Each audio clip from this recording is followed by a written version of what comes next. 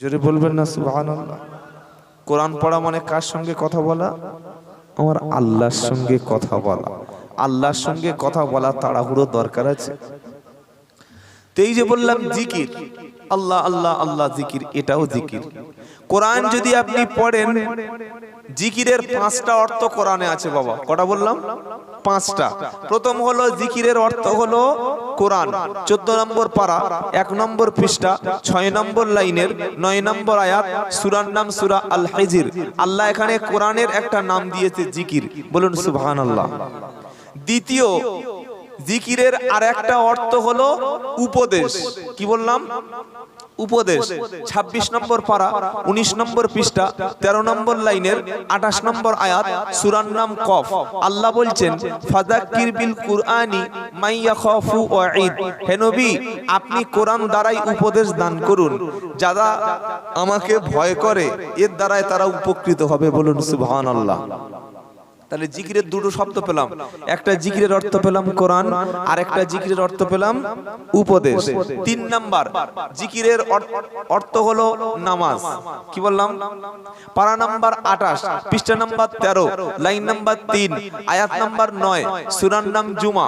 আল্লাহ বলছেন ইয়া আইয়ুহাল্লাযিনা আমানু ইদা নুদিয়া লিস-সালাতি মি ইয়াউমিল জুমআতি ফাসআউ ইলা যিকরিল্লাহ ওয়া দারুল বাঈ। সূরা জুমায় আল্লাহ বলছেন ও বিশ্বাসী ঈমানওয়ালা, যখন তোমাদেরকে জুমার দিনে আমার ঘরে আসার জন্য আহ্বান করা হয়, কাজকর্ম ব্যবসা বাণিজ্য বন্ধ করে দ্রুত তোমরা আমার জিকিরের দিকে, অর্থাৎ মুফাসসিরিনরা বলেছে আমার নামাজের দিকে চলে এসো। জোরে বলুন। 4 নম্বর, জিকিরের অর্থ হলো আল্লাহর আইন। কি বললাম বাবা? আল্লাহর আইন। 16 নম্বর পারা, 19 নম্বর পৃষ্ঠা, 13 নম্বর লাইনের 124 নম্বর আয়াত, সূরার নাম তাহা। আল্লাহ বলছেন আমার জিকির ওমান আ'রাদা আন যিকরি ফাইন্না লাহু মাঈশাতান যানকা ওয়া নাহশুরুহু ইয়াউমাল কিয়ামাতি আমা। আমার হুকুম থেকে যারা মুখ ফিরিয়ে নেবে, আমার আইনের থেকে যারা মুখ সরিয়ে নেবে, মুখ ঘুরিয়ে নেবে, আমি আল্লাহ কিয়ামতের দিন তাদের অন্ধ করে তুলব।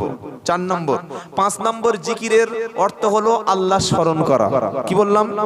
আল্লাহর স্মরণ করা। দ্বিতীয় পারা, দ্বিতীয় পৃষ্ঠা, দ্বিতীয় সূরা, 10 নম্বর লাইনের 152 নম্বর আয়াত, সূরার নাম বাকারা। আল্লাহ বলছেন ফাদকুরুনি আযকুরকুম, তোমরা আমাকে স্মরণ করো, আমি আল্লাহ তোমাদেরই স্মরণ করব। সুবহানাল্লাহ বলো।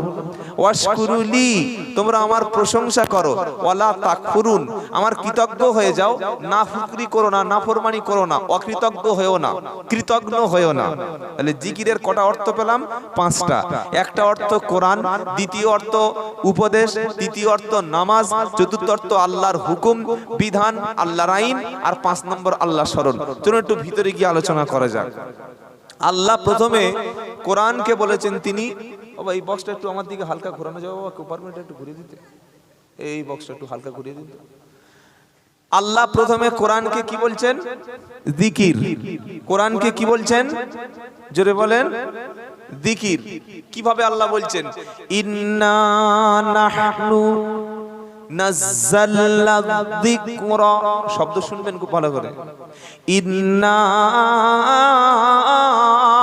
নাহনু নাযালনা যিকরা ওয়া ইন্না লাহু লাহাফিজুন। জোরে হবে না সুবহানাল্লাহ? নারায়ে তাকবীর, নারায়ে তাকবীর। কোরআন এই যে আপনারা শুনলেন না বাবা, একটা অক্ষর পড়লাম আলিফ, সঙ্গে সঙ্গে আল্লাহ 10টা নাকি আমাদেরও দিলেন, আপনাদের আমলনামায় দিয়ে দিলেন, বলুন সুবহানাল্লাহ। এজন্য যখন কোনো বক্তাকে দাওয়াত করবেন না, বক্তাকে একটু বলবেন যে হুজুর এতদিন তো গল্প শুনেছি, অনেক ঘটনা কিসসা কাহিনী শুনেছি, একটু আল্লাহর কালাম থেকে কথা বলুন না। আল্লাহর কালাম থেকে কথা শুনলে আল্লাহ বলছে ঈমানটা বেড়ে যায়, বলুন সুবহানাল্লাহ। কোথায় লেখা আছে? ইন্নামাল মুমিনুনাল্লাযীনা ইযা যুকিরাল্লাহু ওয়াজিলাত কুলুবুহুম ওয়া ইযা তুলিয়াত আলাইহিম আয়াতুহু যাদাতুহুম ঈমানা ওয়া আলা রাব্বিহিম ইয়াতাওয়াক্কালুন। 9 নম্বর পারা 15 পৃষ্ঠা 4th লাইনের 2 নম্বর আয়াত সূরা আনফাল। আমার আল্লাহ বলছে কেবলমাত্র মুমিন হলো তারা, তাদের সামনে যখন আল্লাহ স্মরণ হয় তাদের অন্তরটা তখন কেঁপে ওঠে। সুবহানাল্লাহ। এই কোরআনের মজলিস চলবে আর শালি নিয়ে বাজারে ঘুরবে, এদেরকে পরিপূর্ণ মুমিন বলবে না, নামধারী। কি বললাম বলুন? নামধারী। বাপের ছেলে 6টা, দেখে 2জন, 4টে বাপের সঙ্গে কথা বলে না, এই 6টা কি সত্যি ছেলে? নাম ছেলে, কিন্তু কাজে ছেলে নয়। তো আল্লাহ কি বলছে? মুমিন ব্যক্তি যখন আল্লাহর নাম শুনবে তার অন্তরটা তখন কেঁপে যাবে। ওয়া ইদা তুলিআত আলাইহিম আয়াতুহু যাদাতুহুম ঈমানা। আর সে যখন কোরআন শুনবে, কোরআন তেলাওয়াতে মুমিন ব্যক্তির ঈমানটা আল্লাহর উপরে আরো গাঢ় হবে। জোরে হবে না? যখন ঈমান গাঢ় হয়ে গেল, এবার সে কি করবে? ওয়া আলা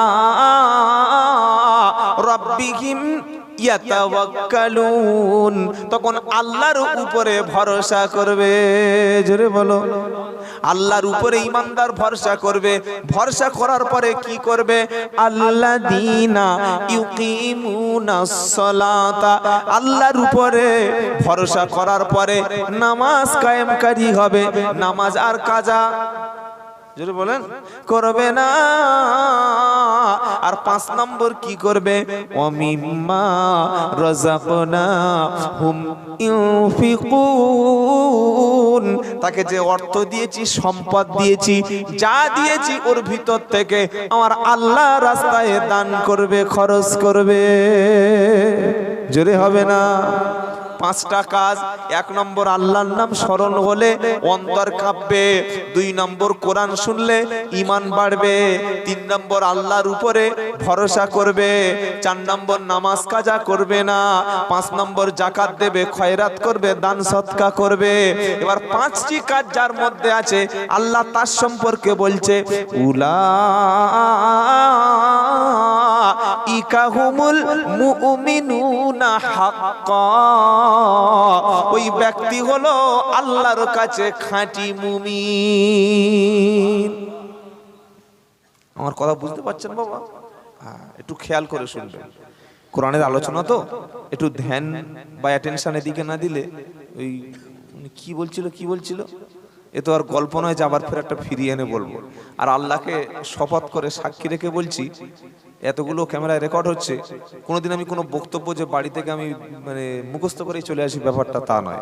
ওই কোরআন পড়তে পড়তে আসি, আল্লাহ যেটা খুশি মনে করে সেটাই তিনি বলিয়ে নেন। বলুন সুবহানাল্লাহ। আর এখানে ওলামারা আছেন, জানেন আমাদের মানে কি বক্তব্য করব সেটা আমাদের কল্পনায় থাকে না। পড়াশোনা করে আস্তে আস্তে এই একটা বিষয় মুখ থেকে আল্লাহ যখন যেটা মনে করেন যে এই জায়গায় এইটা বলাবো সেটাই তিনি বার করে নেন। বলুন সুবহানাল্লাহ। তাহলে আমরা কি শুনতে পেলাম? একটা মুমিনের মধ্যে 5টা কোয়ালিটি থাকবে। খাঁটি মুমিনের কোয়ালিটি গুলো বলে নিলাম। জিকিরের 5টা অর্থ। প্রথম অর্থ হলো কুরআন। প্রথম অর্থ কি? আল্লাহ বলছেন, আবার বলছি, ইন্না নাহনু নাযালনা যিকরা ওয়া ইন্না লাহু লাহাফিজুন, নিশ্চয়ই আমি আল্লাহ আমি নাজিল করেছি কুরআন। এখানে কোরআনকে বলা হচ্ছে জিকির। এই জিকিরটা, স্মরণটা আমি নাজিল করেছি, আর হেফাজতের দায়িত্বটা আমি আল্লাহ নিজেই তুলে নিলাম। জোরে হবে না? কোরআনকে হেফাজত কে করবে? যদি আগুন লেগে ধ্বংস হয় পৃথিবীর সব বইয়ের দোকান, তবু বিশ্ব থেকে হারাবে না পবিত্র কোরআন।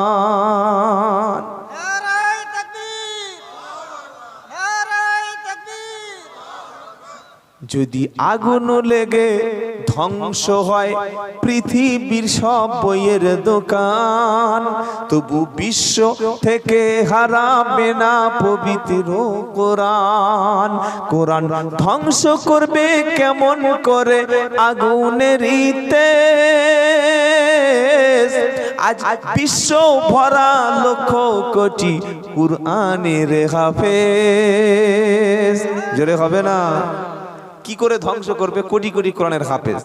কোরআন ধ্বংস করবে কেমন করে? আগুনেরই তেজ। আজ বিশ্ব ভরা লক্ষ কোটি কুরআনের হাফেজ। তারা ছাপিয়ে আসমানি গ্রন্থ, তারা ছাপিয়ে আসমানি গ্রন্থ, বাঁচাবে ইসলামের ঈমান। বিশ্ব থেকে হারাবে না পবিত্র কোরআন, বিশ্ব থেকে হারাবে না পবিত্র কোরআন। যদি আগুন লেগে ধ্বংস হয় পৃথিবীর সব বইয়ের দোকান, তবু বিশ্ব থেকে হারাবে না পবিত্র কোরআন। এই কোরআনের হাফেজ সর্বপ্রথম উম্মতের মধ্যে আল্লাহর নবী হয়েছিলেন। বলেন সুবহানাল্লাহ। আল্লাহ কোরআনকে বলছেন জিকির। এখন অনেকে বলবেন যেটা জিকির কেন, স্মরণ কেন? কোরআনের মধ্যে আছে হালাল, কোরআনের মধ্যে আছে হারাম। কোনটা খাবেন কোনটা খাবেন না, কোন পোশাক পরবেন কোন পোশাক পরবেন না, নামাজের সময় কি পোশাক পরে যাবেন, সবকিছু স্মরণ করিয়ে দিয়েছে কোরআনের মধ্যে। বিয়ে করবেন কটা বলেছেন কোরআনের মধ্যে। কোন কোন খাবারটা খাবেন না সেটা বলেছেন কোরআনের মধ্যে। বান্দা যখন কোরআন পড়বে হালাল আর হারামটা চিনে নেবে। বান্দা যখন কোরআন পড়বে, আল্লাহর কথা যখন স্মরণ হবে, কোরআন পড়ে মানুষ খাঁটি মুসলমান হয়ে যাবে। অনেক মানুষ বলবে হুজুর চুল পেকে গেছে, দাড়ি পেকে গেছে, দাঁত আর সবগুলো নেই, এখন আর আগের মতো অত বুদ্ধি নাই, মুখস্থ করতে পারি না, আমার 50-55 বছর বয়স, এই বয়সে কি কোরআন একটু শেখা হবে না? আল্লাহ পাক বলছে অবশ্যই আমি আল্লাহ কোরআন তোমার জন্য নাজিল করেছি। সূরার নাম কমার। আল্লাহ বলছেন ওয়ালাকাদ ইয়াসসারনাল কুরআনা লিযিকির ফাহাল মিন মুদ্দাকির। আল্লাহ বলছে শোনো, আমি আল্লাহ কোরআন তোমাদের জন্য সহজ করে দিয়েছি। কে আছো এসো কোরআন থেকে শিক্ষা গ্রহণ করবে। সবচাইতে সহজ কোরআন। আমরা অনেক মুসলমান মনে করি ও বাবা এত বয়স হয়ে গেছে, আমার দাঁত টাত পড়ে গেছে, মাথায় বুদ্ধি নেই, আমার হবে না। হবে? হ্যাঁ, আমার কাছে 50-55-60 বছরের বয়স্ক লোক আমার কাছে কোরআন শিখে এখন সহিভাবে কোরআন পড়ে। বলুন আলহামদুলিল্লাহ। আমাদের একটু ভুল আছে কি জানেন বাবা? আমরা মনে করি শুধু হাফেজ সাহেবকে দিয়ে এক খতম পড়িয়ে নেব, মাওলানা সাহেবকে দিয়ে এক খতম পড়ে নিলাম। ভাই একটু বাবা তুমি একটু নিজে পড়ো না, আমার দ্বারা হবে না। কেন হবে না? তুমি তো মানুষ, তুমি তো মানুষ হবে। অনেকে প্রশ্ন করবেন যদি কোরআন পড়িয়ে দেয় লাভটা কি আছে? লাভ কি জানেন? আল্লাহর নবী বলেন মান করা আল কুরআনা ওয়া আমিলা বিমা ফিহি উলবিসা ওয়ালিদাহু তাজান ইয়াউমাল কিয়ামা।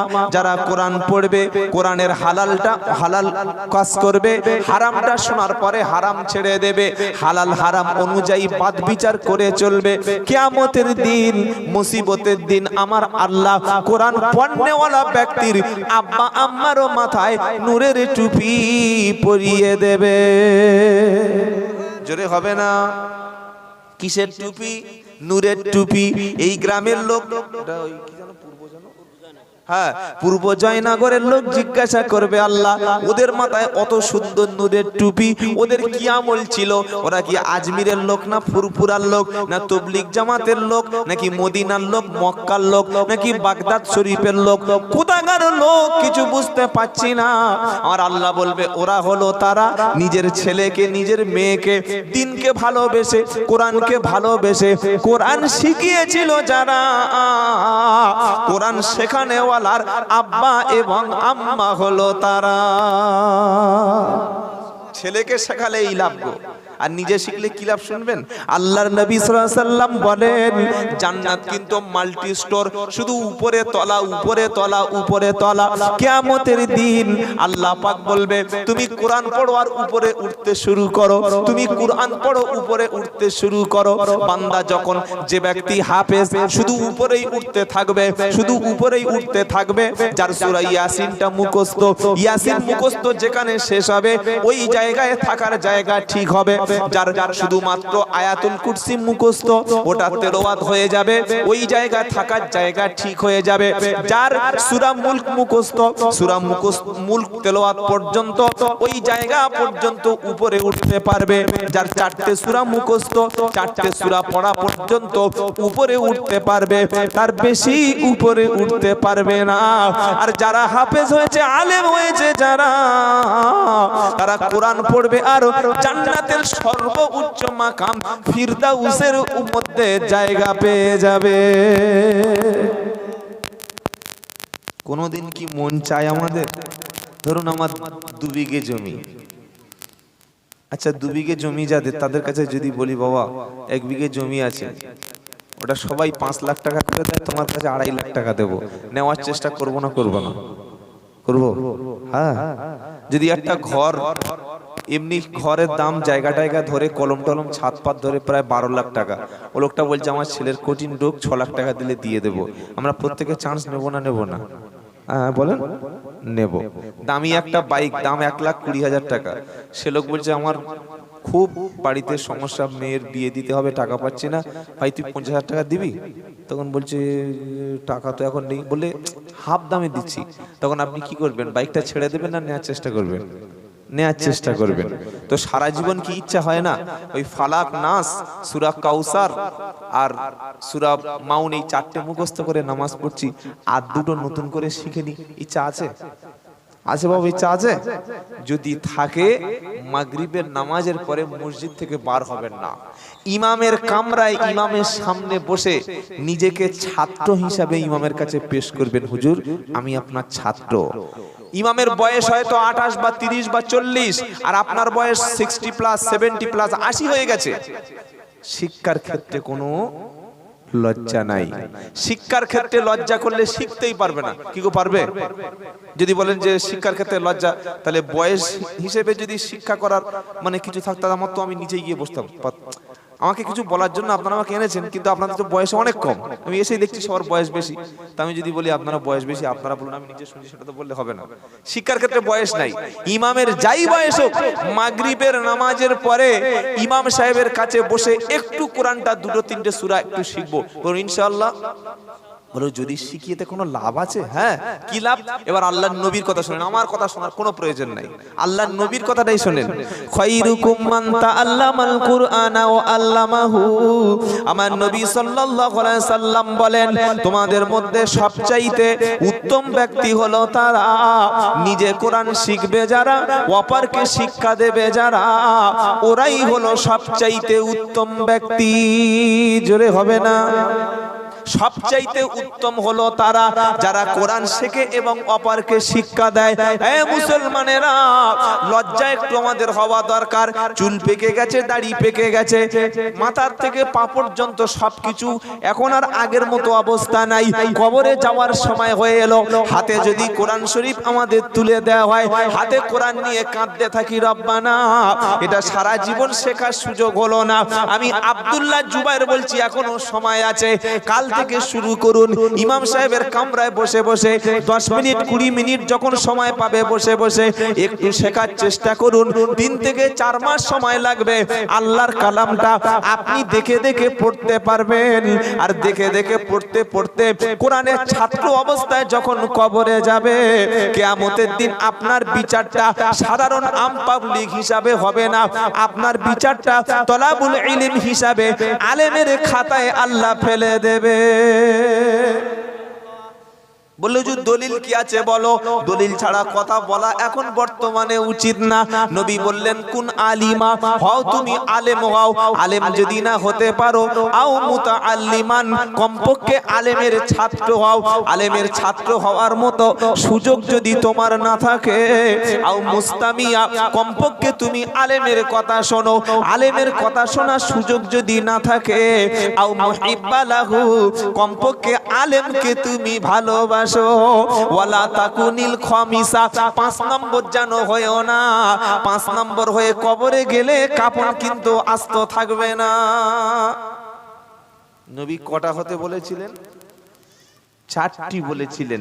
হয় আলেম হও, আলেম তো হতে পারলাম না, অন্তত আলেমের ছাত্র হব ইনশাআল্লাহ। বলুন ইনশাআল্লাহ। লজ্জার কিছু নাই। আলেমের ছাত্র হওয়ার সুযোগ যদি না থাকে, আও মুস্তামিয়া, কমপক্ষে আলেমের কথা শুনবো। জাহিল ব্যক্তির সঙ্গে সম্পর্ক রাখবেন না। মাতালের সঙ্গে, সুদখোরের সঙ্গে, ঘুষখোরের সঙ্গে, জেনাখোরের সঙ্গে, কাঁচা বন্ধনের মাল খায় সেই রকম ব্যক্তির সঙ্গে, জমি বন্ধক দিয়ে খায়, সুদের টাকা ছাড়া সংসার চলে না, এমন ব্যক্তির সাথে সম্পর্ক রাখলে ও জাহান্নামে নিয়ে যাবে, কখনো জান্নাতে যেতে দেবে না। তাই আজ থেকে নিয়ত করুন আলেমের সঙ্গে সম্পর্ক রাখবো ইনশাআল্লাহ। বলেন ইনশাআল্লাহ। হ্যাঁ, মেয়ে দেখার সময় যদি বলে ছেলেটা আলেম, চলে ক টাকা পায় মসজিদে, বলবে না? বলবে না? হ্যাঁ, মেয়েটা উচ্চ মাধ্যমিক পাস, বয়স 17+, 18 পড়বে, ছেলে দেখছে, তা ঘটক বলছে একটা ভালো ছেলে আছে। বললে কোথায়? বললে ওই পানিতরের ওখানে। পানিতর তো কাছাকাছি জানো, ইডেনটা। হ্যাঁ, তো বলে কিরকম ছেলে? বলে ছবি দেখেছি। বলে মারাত্মক ছেলে তো। তা বলছে ছেলেটা কি জব করে, কি কাজ করে? বললে কাজ বলতে ওই একটা মসজিদে। বলে মসজিদে কি? বলো বলো বলো। ইমামতি। ও, যার নেই কোনো গতি সেই করি ইমামতি। ওর কাছে মেয়ে দিলে মেয়ের খাওয়াতে পারবে? তার মানে মেয়েকে আল্লাহ খাওয়ায় না, কে খাওয়ায়? জামাই খাওয়ায়, তাই তো? কোন মুসলমান, আমি আব্দুল্লাহ জুবায়ের বলছি, আলেমদের জিজ্ঞাসা করুন, কোন মুসলমান যদি মনে করে আল্লাহ খাওয়াতে পারে না বা আল্লাহ পুরোপুরি দায়িত্ব নিতে পারবে না, আমার জামাইয়ের পয়সা আছে, জামাই আমাকে খাওয়াবে, জামাইয়ের পয়সা আছে, মেয়েকে সুখে রাখবে, রুজির মালিক আল্লাহ বাদ দিয়ে জামাইয়ের উপরে নির্ভর করলে ওর নামটা তখন আর মুসলমান থাকে না, ওর নামটা তখন কয়াকার ফয়াসই কাফির হয়ে যায়। কি বলছি বুঝতে পেরেছেন? অধিকাংশ মেয়ের বাপ সবসময় ভালো পয়সাওয়ালা ছেলে খোঁজে। ওর চরিত্র দেখার দরকার নাই, মদ খায় খাক, কি গো, হ্যাঁ, ও সুদ খায় খাক, ঘুষ খায় খাক, 4-5টা মেয়ের সঙ্গে তার সংসার, আগে বিয়ের আগে সংসার করে নিয়েছে, তা হয় হোক, কিন্তু ওর পয়সাওয়ালা জামাই চাই। শুনছেন আপনারা?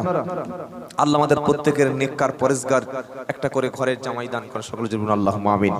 নবী বললেন, বাঁচতে যদি চাও কমপক্ষে তাহলে তুমি আলেমকে ভালোবাসো। আলেমের ভালোবাসবো, আলেমকে এই কারণে ভালোবাসবো, তার ইলমের কারণে। কিসের কারণে বাবা? ইলমের কারণে। যেহেতু তার মধ্যে ইলম আছে। আর আল্লাহর কাছে সবচাইতে আল্লাহর দেখে কারা ভয় করে জানেন? কোরআন বলছে, ইন্নামা ইয়াখশাল্লাহা মিন ইবাদিহিল উলামা।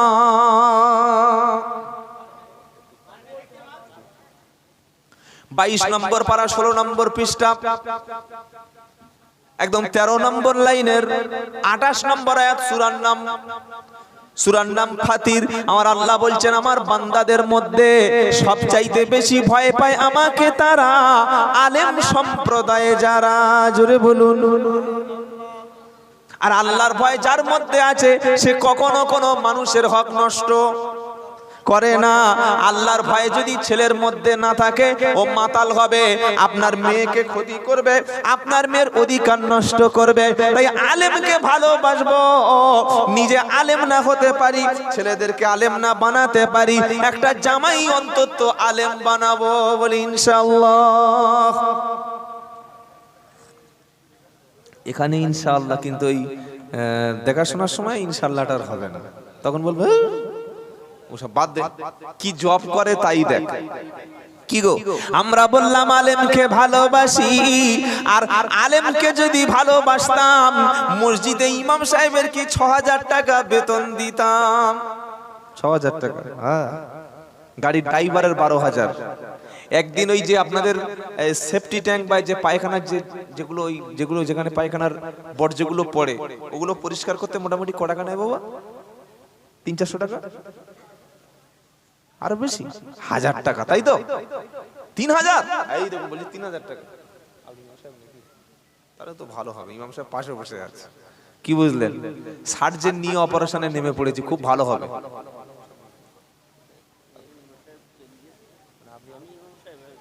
ও আচ্ছা, তা দুজনেই ইমাম সাহেব।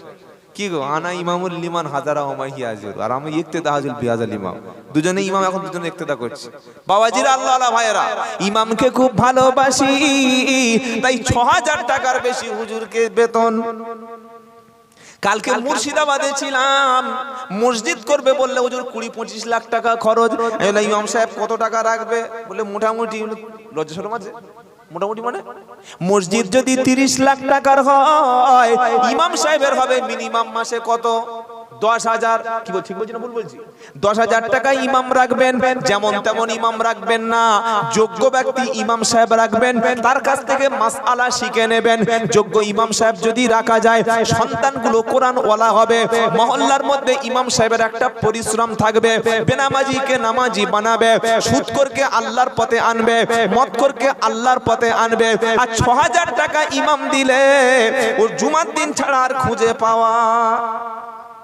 তো উনি কি, ইমাম সাহেব কি ওনার বউটাকে বন্ধক দেবে? ওনার তো সংসার চলবে কি গো? আর ইমাম সাহেবের বেতন আমরা কখন দিই জানেন? মাস শেষ হয়ে গেছে, 28 তারিখে বেতন দেওয়ার কথা, জুমার নামাজ পড়ে বাড়ি চলে যাচ্ছে, হুজুর ফোন করেছে, আসসালামু আলাইকুম ক্যাশিয়ার ভাই। বললে কি? বললে আমার বাড়িতে একটু সমস্যা। বলছে কি সমস্যা? আপনি ঘুরে আসুন। আপনার কমন সেন্স নাই যে ইমাম 1 মাস নামাজ পড়িয়েছে, তাকে চাইতে হবে কেন?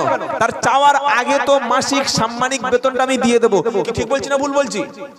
ইমাম সাহেব মুরগি জবাই করেছে, ওটা ফ্রি। গরু জবাই করেছে, ওটা ফ্রি। মেয়ের বিয়ের সময় 12 লাখ টাকা খরচ করেছে বড় লোকেরা, কি গো? হ্যাঁ, 6 লাখ টাকা খরচ করেছে মধ্যবিত্ত, আর 4 লাখ টাকা খরচ করেছে একজন নিম্ন শ্রেণীর গরিব মানুষ। 4 লাখ টাকা বিয়ের পিছনে খরচ হলো, আর ইমাম সাহেবের বিয়ে পড়ানোর সময় টাকাটা 200 কি 150 টাকা। বলে হুজুর আসরের নামাজের সময় দেখা করবে। কোন দেখা করবে? আসরের নামাজের সময়। ওই যে বলে ইমাম সাহেব চলে গেল, 13 বছর হয়ে গেছে আর দেখা হয়নি। এ তো মসজিদে মাঝ জীবনে যায় না। এটা কোনোদিন আলেমদের ভালোবাসা না। আলেমদের যদি ভালোবাসতাম, ঈদের দিনে নিজের বিবির জন্য 10,000 টাকা মার্কেটিং করলাম, নিজের বাচ্চার জন্য 6,000 টাকা মার্কেটিং করলাম, ইমাম সাহেবের লুঙ্গি আর পাঞ্জাবি দিয়েছি, ইমাম সাহেবের 2টো বাচ্চা আছে, মা আছে, আব্বা আছে, বিবি আছে, তার বাড়ির কথাটা চিন্তা করেছি কোনোদিন? করিনি। হুজুর আপনার লুঙ্গি দিলাম, আপনার পাঞ্জাবি দিলাম। উনি যখন লুঙ্গি আর পাঞ্জাবি পরে বাড়িতে গেছে, ওনার বাচ্চাগুলো কাঁদছে, আব্বা ঈদের দিনে আমাদের জামা কাপড় কিনে দেবে না? হুজুর দেখছে মাইনে যা কোথায় পাবো, দিলে চাল কিনতে পারবো না। এই যে সমাজের প্রতি বেইনসাফ ইমামদের প্রতি, যার কারণে বর্তমানে কোনো ব্যক্তি আর নতুন করে তার ছেলেকে মাদ্রাসায় পড়াতে চাচ্ছে না। পড়াতে হলে ভাবছে যে আমার ছেলে ফের সেই তো 6,000 টাকা পাবে, দরকার নেই মিশানে পড়িয়ে দিই। কি করছে না? করে না? সবচাইতে ইলমের ক্ষতি করছে মসজিদ কমিটিরা, মাদ্রাসা কমিটিরা। মসজিদ করছে বিশাল টাইলস, বিশাল এসি লাগিয়ে 12টা বাজিয়ে দিচ্ছে। আর আলেমদের টাকা দেওয়ার সময়, সাম্মানিক দেওয়ার সময়, ইমামের বেতন দেওয়ার সময় তখন যত কষ্ট। বক্তাকে 2 ঘন্টায় দেবে 10,000, 20,000, 30,000। যে যত টাকা ভিজিট দাবি করতে পারবে সে তত বড় বক্তা, তাই তো? ইলম কালাম কি আছে দেখার দরকার নাই, কি বলছে শোনার দরকার নাই। 30 চেয়েছে মানে বিখ্যাত বক্তা। 2 ঘন্টা বক্তব্য করলো, একটা কোরআনের আয়াত নাই, একটা নবীর হাদিস নাই, গল্প করতে করতে করতে বলে বাবা পরবর্তী বক্তা আমার সময় হয়ে গেছে, আমি এখান থেকে সেই স্বরূপনগর যাবো, কিংবা সেই একদম নিউ টাউনে চলে যাবো, বলে উনি লেবে চলে গেলে। আপনারা মূল্যায়ন করুন, আপনারা প্রশ্ন করুন। 30 নিলেন, 20 নিলেন, আমাদের কি দিলেন? আপনি টাকাটা নেওয়ার সময় গুনে নিচ্ছেন, কিন্তু আপনি সমাজের প্রতি আপনার অবদানটা কি? যেদিন থেকে বক্তাকে প্রশ্ন করতে শিখবেন, সেদিন দেখবেন ভণ্ডরা আর কিন্তু এই জায়গায় চান্স পাবে না। আজকের অধিকাংশ বক্তা পড়াশোনা করে না, অধিকাংশ বক্তা কোরআনই পড়ে না, হাদিস পড়ে না, আন্দাজে বানোয়াট কোন কি করেছে একটা গল্প বলে দিল, আষাঢ়ে গল্প, লোক শুনে সুবহানাল্লাহ সুবহানাল্লাহ। আপনাদের ঈমান নষ্ট যাতে না হয় সেজন্য বলছি, কারোর উপরে রাগ করে বলছি না। তাহলে কোরআনের একটা নাম হলো জিকির।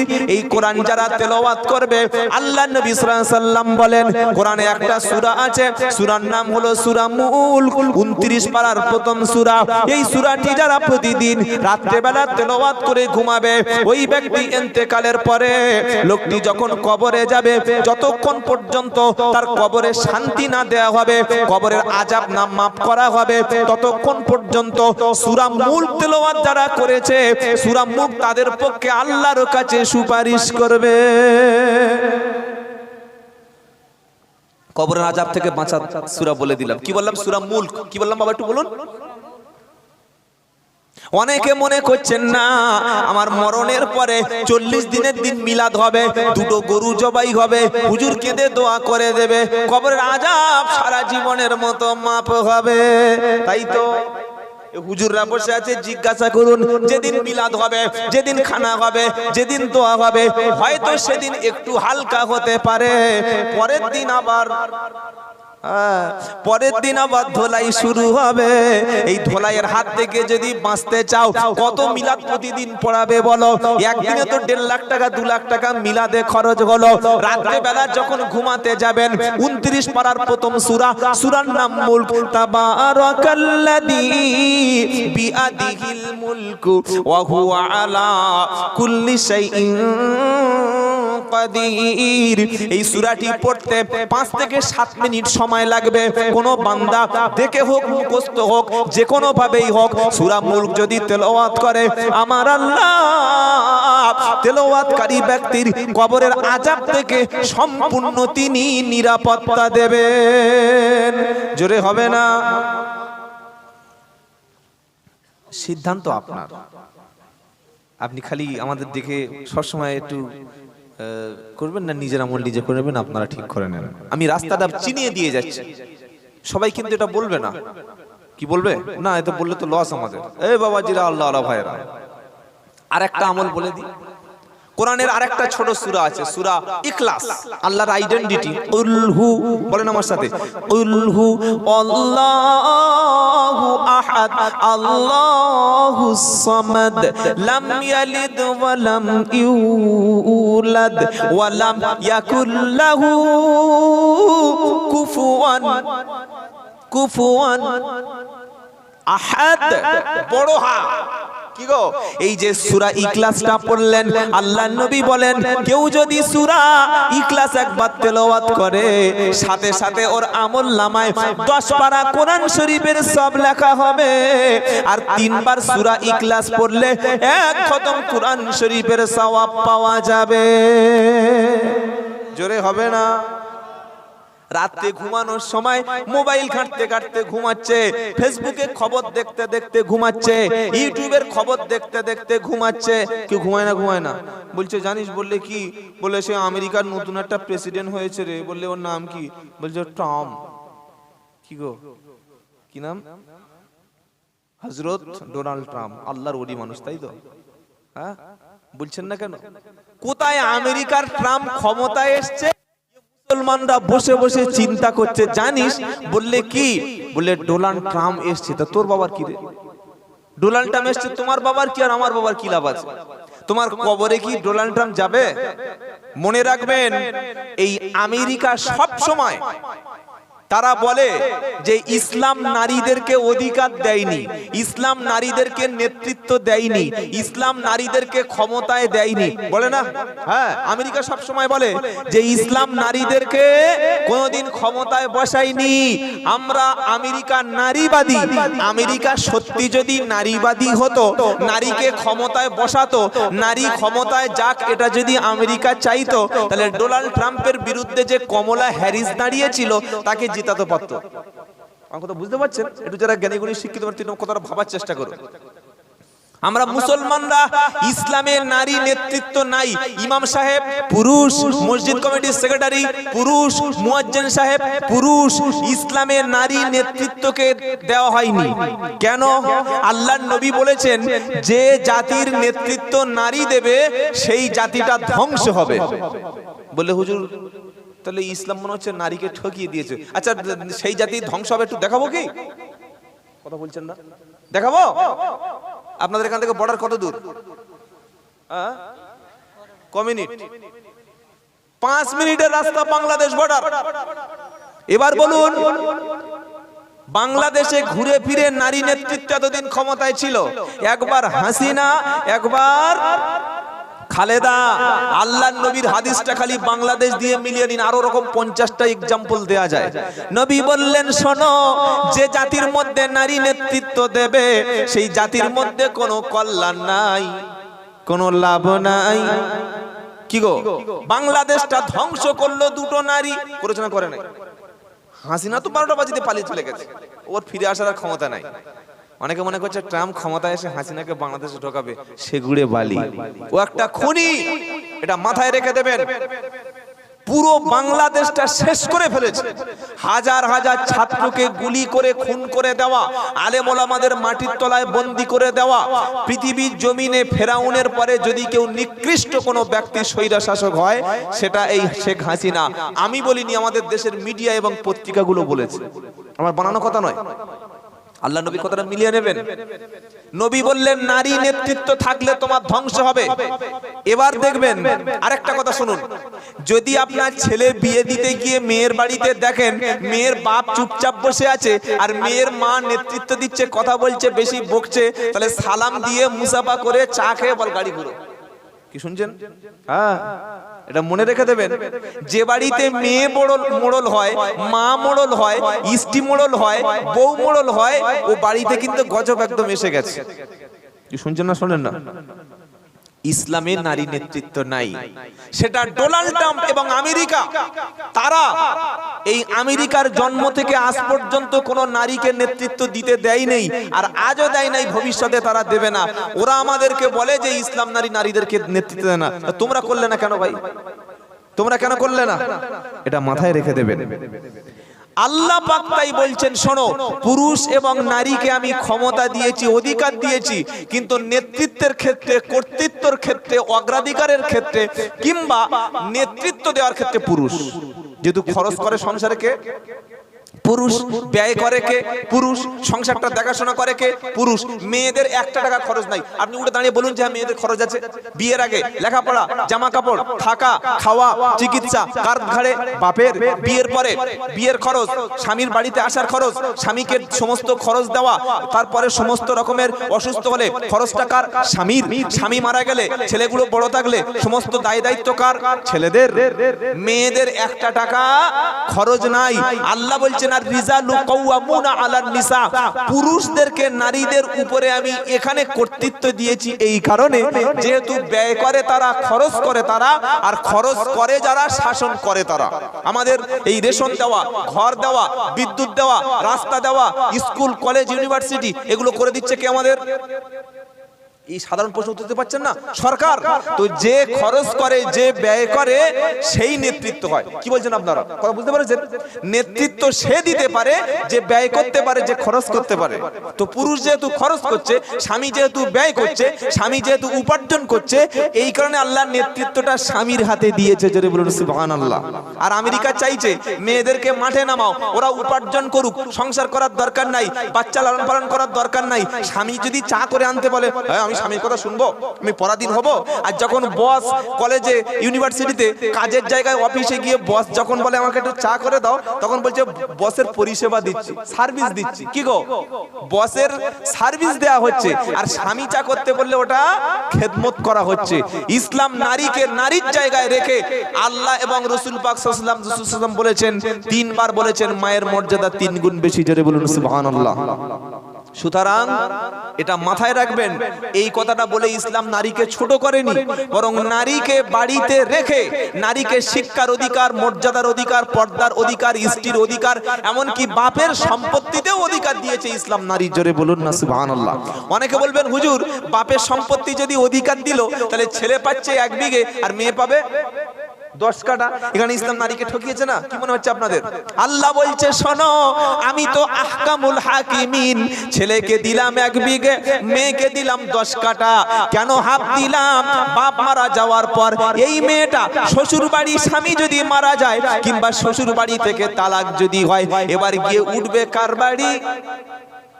জোরে বলো, বাপের বাড়ি। বাপ যখন মারা যায়, নারীদের আর আশ্রয় কোনো জায়গা থাকে না। আল্লাহ বলছে 10 কাঠা জায়গা হাতে কেটে রেখে দিয়েছি। তুমি যদি কোনোদিন ভাগ্য খারাপ হয়, ডিভোর্স হয়, তোমার স্বামী ডিভোর্স দেয়, কিংবা স্বামী যদি মারা যায়, তুমি কমপক্ষে তোমার ভাইদের কাছে যে 10 কাঠা কেটে রাখা আছে, তোমার ভাই তোমার প্রতি ইহসান করবে, সারা জীবনের দায়িত্বটা তোমারও ভাই নিয়ে নেবে। জোরে হবে না? এমনকি স্বামীর সম্পত্তিতেও স্ত্রী পাবে, ছেলের সম্পত্তিতেও মা ভাগ পাবে। ইসলাম নারীকে ঠকায় নাই। তাই যারা বলছে আমরা নারীবাদী, ওরা ট্রাম্পের মতো পাগলাকে ক্ষমতায় আনবে, কিন্তু নারীকে কখনো ক্ষমতায় আনে না। এটা মাথায় থাকবে ইনশাআল্লাহ, এটা মাথায় রেখে দেবেন। তাহলে জিকিরের এতগুলো অর্থ আমরা শুনলাম। কোরআন হলো জিকির। সকলে বলুন কোরআন শিখবো ইনশাআল্লাহ বলুন। আর যখন চলবেন ফিরবেন তাহলে মুখে কোরআন শরীফ তেলাওয়াত করবেন। সূরা ইখলাসটা 3 বার রাত্রে বেলা তেলাওয়াত করবেন। কত খতমের সওয়াব পাবেন? এক খতমের। জোরে বলুন না সুবহানাল্লাহ। আল্লাহর কত বড় অশেষ দয়া যে কুল হু আল্লাহু আহাদ আল্লাহুস সামাদ লাম ইয়ালিদ ওয়া লাম ইউলাদ ওয়া লাম ইয়াকুল লাহু কুফুয়ান আহাদ। এইটা যদি আমি 3 বার পড়তে পড়তে ঘুমিয়ে যাই তো একটা খতম কোরআনের সওয়াব নিয়েই ঘুমিয়ে গেলাম। জোরে হবে না? এই আমলটা করবেন আজ থেকে, বলুন ইনশাআল্লাহ। আল্লাহ তৌফিক দিক, সকলে বলুন আমিন। জিকিরের দ্বিতীয় অর্থ বলেছিলাম কি? উপদেশ। জিকিরের দ্বিতীয় অর্থ বলছে কোরআন। ফাযাক্কির বিল কুরআনি মাই ইয়াখাফু ওয়াঈদ। আমার আল্লাহ পাক বলছে পারা নাম্বার 26 পৃষ্ঠা নাম্বার 19 লাইন নাম্বার 13 আয়াত নাম্বার 28 সূরার নাম সূরা কফ। আল্লাহ বলছেন কি? ফাযাক্কির বিল কুরআনি মাই ইয়াখাফু ওয়াঈদ। হে নবী, তুমি যখন উপদেশ দেবে, আল্লাহ নবীকে বলছে, বক্তা তো দূরের কথা। কি গো শুনছেন আপনারা? আমার কথা বুঝতে পারছেন? আল্লাহ তার হাবিবকে বলছে, হাবিব তুমি যখন বক্তব্য করবে, তুমি যখন উপদেশ দেবে, তুমি যখন ওয়াজ করবে, কোরআন থেকে উপদেশ দেবে, যারা আমার দেখে ভয় করে উপদেশ তাদের কাজে লাগবে। জোরে বলো। বলো হুজুর কোথায় আছে বলো, আরেকটু সামনে চলো। কোরআন শোনাচ্ছে ফাযাক্কির ফা ইন্নাদ যিকরা তানফাউল মুমিনিন।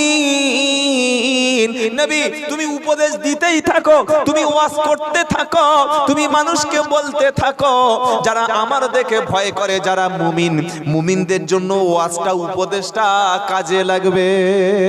অনেক শিক্ষিত ছেলে বলে হুজুর এসব জলসা দিয়ে, মৌলবীদের টাকা দিয়ে কোনো লাভ নাই, জলসা দিয়ে এত টাকা খরচ করে লাভ নাই। যত বেশি কোরআনের কথা আলোচনা হবে, যত বেশি দ্বীনের কথা, সাহাবাদের কথা, আলেম ওলামাদের কথা আলোচনা হবে, মানুষ যখন কোরআন শুনবে, মানুষ যখন ওয়াজ শুনবে, আল্লাহর প্রতি একটা ভয় জন্মে যাবে। আর শুনতে শুনতে একদিন যুবকদের অন্তরটা পরিবর্তন হয়ে আবু বকর উমরের মতো ইসলাম কবুল করে এই যুবকরাই সমাজের সেরা যুবক হয়ে যাবে। তবে আলহামদুলিল্লাহ এটা আমাদের জন্য খুব ভালো। আগের থেকে এখন যুবকরা অনেকটা মসজিদের দিকে, মাদ্রাসার দিকে এই জলসার মাহফিলগুলো তারা করছে। বলুন আলহামদুলিল্লাহ। কি বাবা করছে না? করে না? হ্যাঁ, আগের থেকে অনেক এগিয়ে এসছে। তাহলে কোরআনের আরেকটি নাম কি বললাম? উপদেশ, জিকির। সেজন্য বক্তাকে যখন বক্তব্য করতে হবে সেজন্য কোরআন থেকেই কথা বলে, নবীর হাদিস থেকেই কথা বলে। বললে কি হবে? সমাজের মানুষ যাদের মধ্যে আল্লাহর প্রতি ঈমান আছে, তাদের ঈমান থাকার কারণে বক্তব্য শুনে তারা তাদের আল্লাহর প্রতি ভয়ে জন্মাবে, তারা হেদায়েত হয়ে যাবে। বলুন সুবহানাল্লাহ। আর কোরআন ছাড়া পৃথিবীতে কোনো কিতাব, কোনো বই, কোনো পুস্তিকা, কোনো জীবনী, কোনো ঘটনা, কোনো স্টোরি, কোনো কিসসা মানুষকে হেদায়েত দিতে পারে না। এটা আল্লাহর কথা। আল্লাহ বলছেন হেদায়েতের কিতাবের নাম হলো কোরআন। কি গো সূরা বাকারা প্রথমে নাই? আলিফ লাম মিম যালিকাল কিতাবু লা রাইবা ফি হুদাল্লিল। হুদাল্লিল কি? হ্যাঁ, কি সুন্দর কথা। যালিকাল কিতাবু লা রাইবা ফি। কোরআন পড়লে কি মজা হবে আপনি বুঝতে পারবেন না। আল্লাহ বলছে ওই সেই কিতাব যার মধ্যে কোনো সন্দেহ নাই, যার মধ্যে কোনো ভুল নাই, বৈপরীত্য নাই, দু নম্বরই নাই, কোনো রকম সন্দেহের অবকাশ নাই। আর কোরআনটা কাদের জন্য? হেদায়েত। হুদাল্লিল মুত্তাকিন। মুত্তাকি যারা, পরেজগার খোদা ভীরু যারা, তাদের জন্য কোরআন হলো হেদায়েত। জোরে হবে না? মুত্তাকিদের জন্য কোরআন হেদায়েত। কোরআনের দ্বিতীয় নাম বলেছি জিকির, উপদেশ। আজকের পশ্চিম বাংলা প্রচুর জলসা হয় ভাই, শুনে রেখে দেন। অধিকাংশ জলসাগুলিতে গিয়ে দেখি কি বক্তব্য করছে আর কাকে বক্তা হিসেবে দাওয়াত করেছে। গীবত, কাফের, কাফের ফতোয়া দিচ্ছে। এই ওই দলের লোক কি, ওটা কোন দল? ওরা আমাদের তরিকার লোক না, কাফের বলছে না? বলে না? জলসায় বসে একটা বক্তা আরেকটা বক্তাকে কাফের বলছে, শুনেন নাই? হ্যাঁ, জলসায় বসে একটা বক্তা বলছে অমুক হুজুর যদি আসে আমি আর যাচ্ছি না। এই সাধারণ মানুষ কি শিক্ষা নেবে? আমি যদি বলি যে ইমাম সাহেব যদি আমার পাশে পাশে, আমি উঠে চলে যাব, বক্তব্য করবো না, তাহলে আমি নিশ্চয়ই আলেম বলে মনে হচ্ছে? আরে বলছেন না কেন? হ্যাঁ, প্রচুর বক্তা আছে, আমি নাম লিস্ট বলে দিতে পারি। তারা বক্তব্যর আগে বক্তার স্টেজে আসার আগে জিজ্ঞেস করে কোন বক্তারে। আমার সঙ্গে ঘটেছে, বললো আব্দুল্লাহ জুবায়ের, গাড়ি ঘুরিয়ে চলে গেছে। কেন? ওই না, ওর সঙ্গে আমরা বক্তব্য করি না, ও তো জানেই ধরা পড়ে যাবে, পড়াশোনা করে না, কি গো আন্দাজে একটা ঘটনা মুখস্থ করে চলে আসে। সেজন্য মনে রাখবেন, বক্তব্য যখন শুনবেন কুরআন থেকে, নবীর সুন্নাহ থেকে, সাহাবাদের জীবনী থেকে, ইনশাআল্লাহ পরিবর্তন হবে। বলেন ইনশাআল্লাহ। যদি বক্তা দেখেন ভুল কথা বলছে, শরীয়ত বিরোধী কথা বলছে, মানুষকে বিভ্রান্ত করে দিচ্ছে, উল্টোপাল্টা কথা বলে, আমরা মনে করি না হুজুরের ভুল ধরলে যদি বদদোয়া করে কিচ্ছু হবে না। যারা ইসলামের অপব্যাখ্যা করে, কোরআন হাদিসের ভুল ব্যাখ্যা করে, যারা মানুষকে গোমরাহি করে দেয়, একটা এলাকায় দুটো ঈদগাহ করে দেয়, একটা এলাকায় দুটো মসজিদ করে দিচ্ছে, সমাজের মধ্যে ভাগাভাগি করে দিচ্ছে, সামনে থেকে বসে আপনারা প্রতিবাদ করবেন। বলুন ইনশাআল্লাহ। হুজুর এটা আপনি কি বলছেন, এটা আপনি কেন বললেন? বক্তা বলে তিনি একেবারে বিশাল কিছু নন, তাকেও তো অবশ্যই আল্লাহর কাছে জবাবদিহি করতে হবে। তাহলে আমরা যখন কোরআন শুনবো, উপদেশ হিসাবে শুনলে আমল করব। বলুন ইনশাআল্লাহ। কোরআনের তৃতীয় অর্থ বলেছি নামাজ। বললে হুজুর দলিল আছে কি? বলুন, ইয়া আইয়ুহাল্লাযীনা আমানু ইযা নুদিয়া লিস-সালাতি মি ইয়াউমিল জুমআতি ফাসআউ ইলা যিকরিল্লাহ ওয়া দারুল বাই যালিকুম খায়রুল লাকুম ইন কুনতুম তাআলামুন। 28 পারা সূরা জুমার 9 নম্বর আয়াতে আল্লাহ পাক বলছে, কোরআনের অপর নাম হলো নামাজ। কোরআনের অপর নাম কি? নামাজের একটা নামাজের একটা অংশকে আল্লাহ জিকির বলেছে। নামাজ হচ্ছে জিকির। নামাজ কি গো? জিকির। নামাজকে আল্লাহ বলছেন জিকির।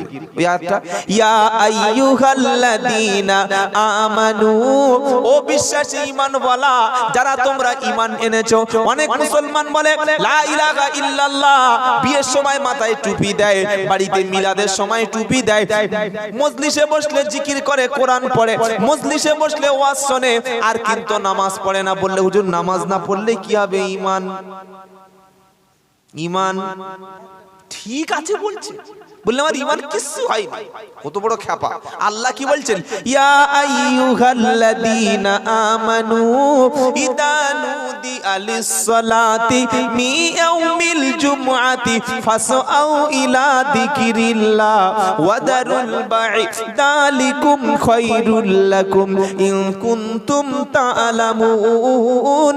ও বিশ্বাসী ঈমানওয়ালা, যখন তোমাদেরকে জুমার দিনে আমার ঘরে নামাজের দিকে ডাকা হবে, কাজকর্ম ব্যবসা বাণিজ্য ত্যাগ করে যিকরিল্লাহ, যিকরিল্লাহ মানে মুফাসসিরিনরা বলেছেন নামাজ, সমস্ত কাজকর্ম ত্যাগ করে তুমি দৌড়ে আসবে, ছুটলে আসবে আমার জিকিরের দিকে, নামাজের দিকে তুমি ধাবিত হবে।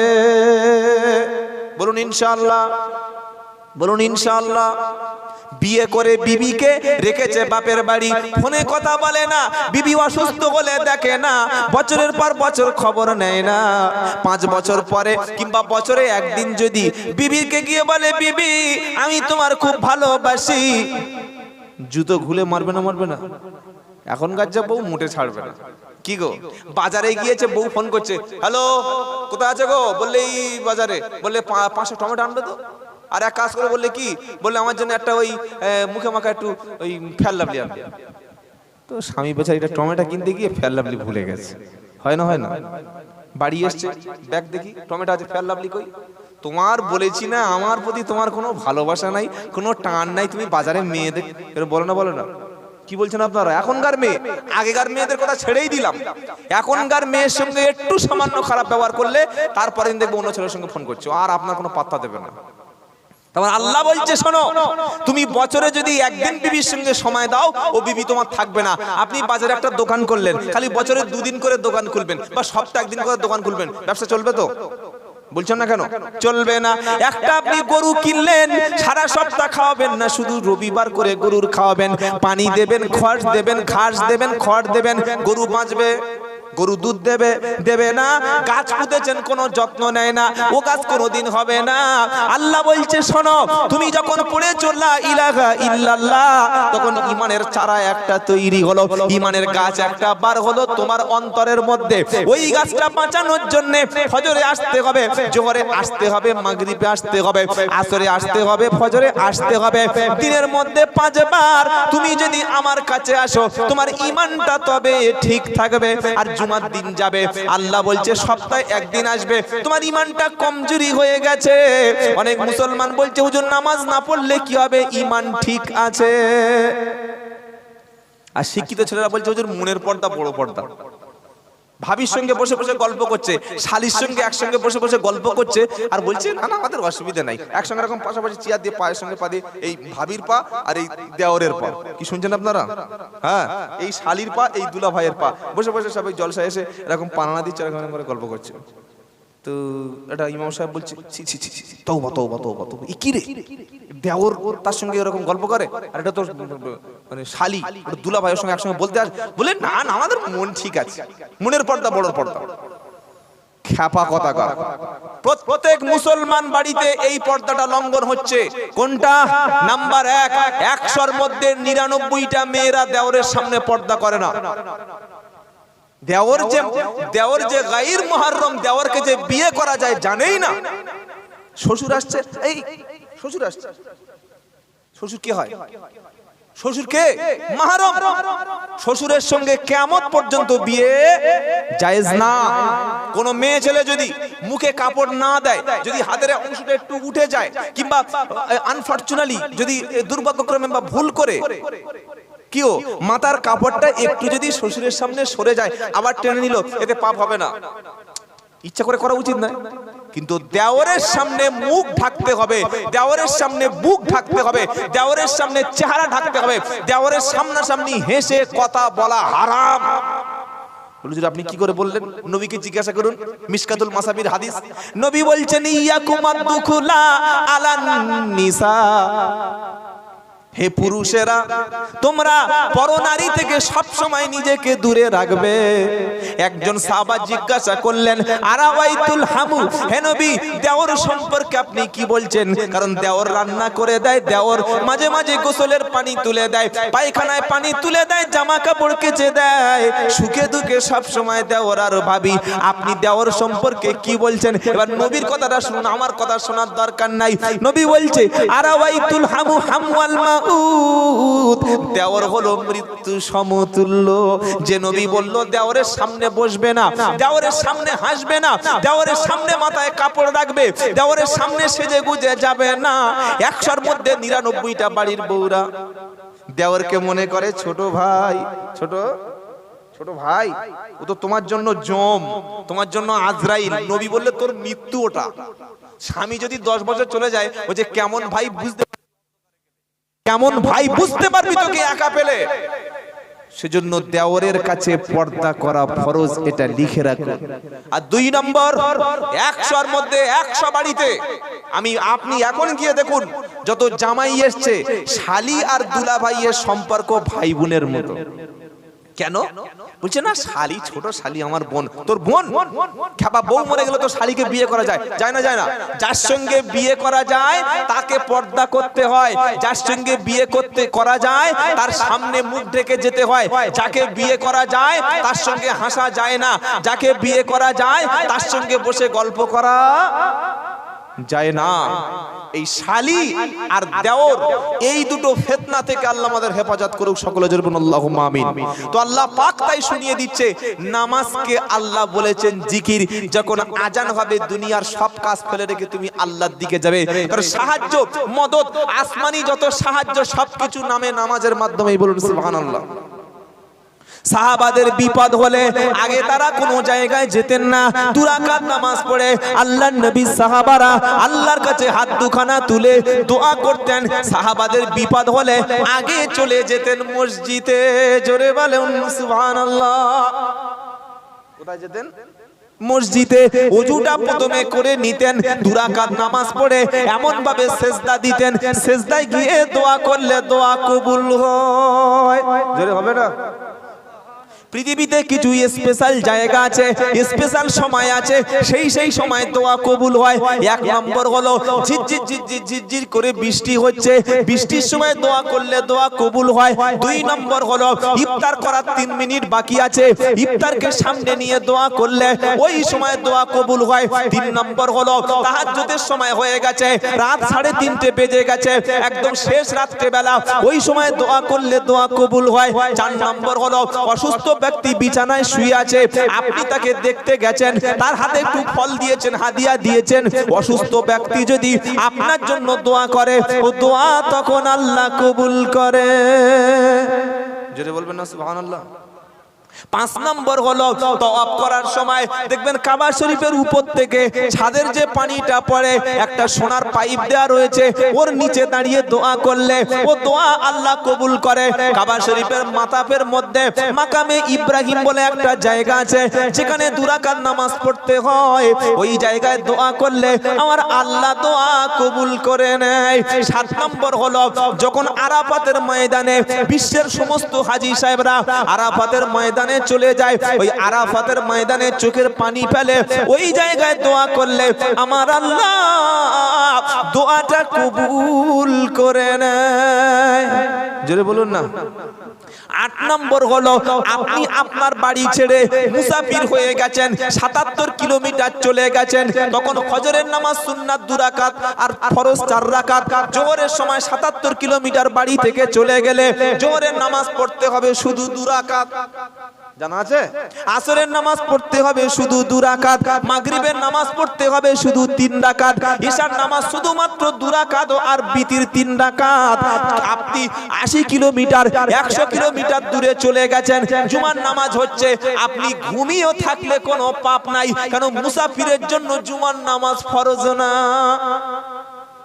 মনে করলে জুমার নামাজ পড়ছে গুনাহ হবে না, এই বিষয়ে জিজ্ঞেস করুন, এগুলো তো আপনার বক্তব্য শোনেন না। মুসাফিরের জন্য জুমা ফরজ না, পড়লে সওয়াব আছে। কি শুনছেন আপনারা? পড়লে সওয়াব আছে। এই মুসাফির অবস্থায় কোন ব্যক্তি যদি দোয়া করে, আমার আল্লাহ ওই অবস্থায় দোয়া কবুল করে। জোরে হবে না? কোরআন পড়ে দোয়া করলে আমার আল্লাহ দোয়া কবুল করে। জুমার দিনে নামাজের পরে দোয়া কবুল হয়। আর একটা সময় দোয়া কবুল হয়, ওই সময়টা হলো সিজদায় গিয়ে বান্দা যখন সুবহানা রাব্বিয়াল আলা বলে, আর অন্তর থেকে আল্লাহর কাছে চোখের ভাষা দিয়ে দোয়া করে, মনের ভাষা দিয়ে দোয়া করে, মুখে বলবে সুবহানা রাব্বিয়াল আলা, অন্তর কাঁদবে ছেলের জন্য, বিবির জন্য, বাচ্চার জন্য, অন্তর কাঁদবে গুনার জন্য, অন্তর কাঁদবে কবরের জন্য, জান্নাতের আশায়। ওই সময় সিজদায় গিয়ে চোখের পানি ফেললে আমার আল্লাহ তখন দোয়া কবুল করে নেয়।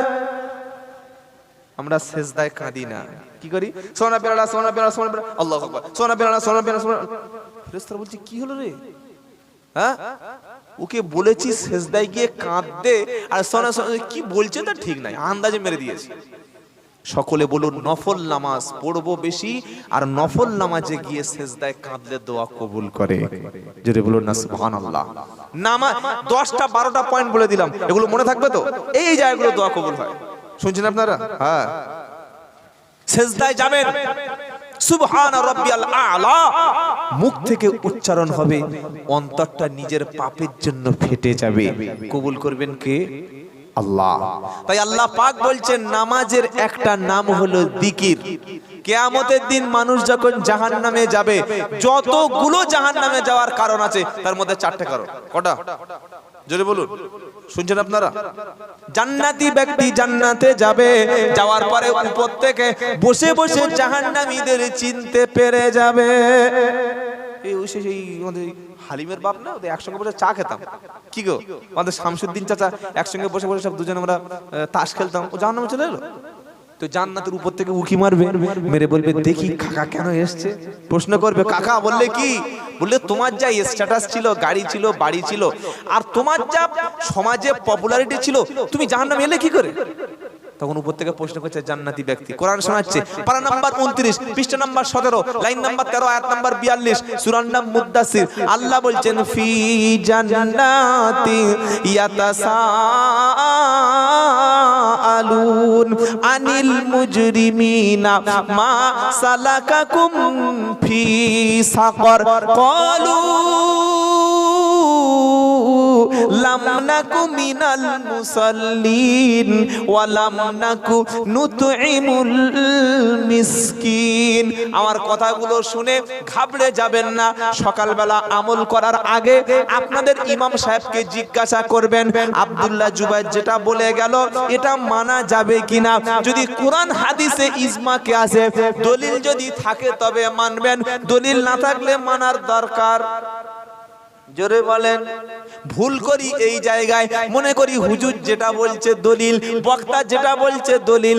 না না, হুজুর যত বড় হোক, বক্তা যত দূর থেকে আসুক, ভিজিট যত বেশি হোক, সমাজে যত বেশি ভক্ত থাকুক, কখনো কারোর কথা চট করে মানতে নাই যতক্ষণ তার কথাটা কুরআন হাদিস ইজমা কিয়াসের সাথে মিলবে না, আল্লাহ রসুলের মতের সঙ্গে মিলবে না, তার কথা কখনো মেনে নেওয়া।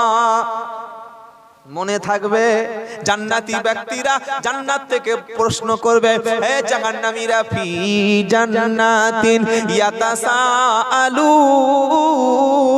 আনিল মুজরিমিনা মা সালাকাকুম ফি সাকর। জাহান্নামী ব্যক্তিরা বলবে, জান্নাতি ব্যক্তিরা বলবে, হে জান্নাতি জাহান্নামী ব্যক্তি, তোমার টাকা ছিল, গাড়ি ছিল, ছেলে ছিল, মেয়ে ছিল, চাকরি ছিল ব্যাংকে, ঘর ছিল এসি, গাড়ি ছিল 10 লাখ টাকা, 12 লাখ টাকা, বুলেট বাইক ছিল, হাতে সোনার আংটি ছিল, সুন্দরী বিবি ছিল, মাসের শেষে 2 লাখ টাকা উপার্জন ছিল। সবকিছু থাকার পরে জাহান্নামে কি করে এলে বুঝতে? আরে বসতে হবে তো, পিছনে লোক সব আটকে যাচ্ছে। কি বললাম? এত ঝামেলা করলে ক্যামেরা তো সমস্যা হয়ে যাবে। কি বলছিলাম? আল্লাহ পাক বলছেন বান্দা জান্নাতি ব্যক্তি উপর থেকে বলছে, তুই জাহান্নামে কেন এলি, আসার কারণটা কি? তখন জাহান্নামী বলবে, ভাই আমার সব ছিল, কোনো কিছুর অভাব ছিল না। কি গো, যারা নামাজ পড়ে না বরং তারা অনেক সুখে থাকে, দেখবেন টাকা পয়সা অনেক কিছু আছে, সব আছে, খালি ইচ্ছা করে করে নিজের জাহান্নামটা নিজে কিনে নিচ্ছে। ইমাম সাহেব হাতে ধরছে, ভাই নামাজটা পড়ো, তোমার তো আল্লাহ পয়সা দিয়েছে।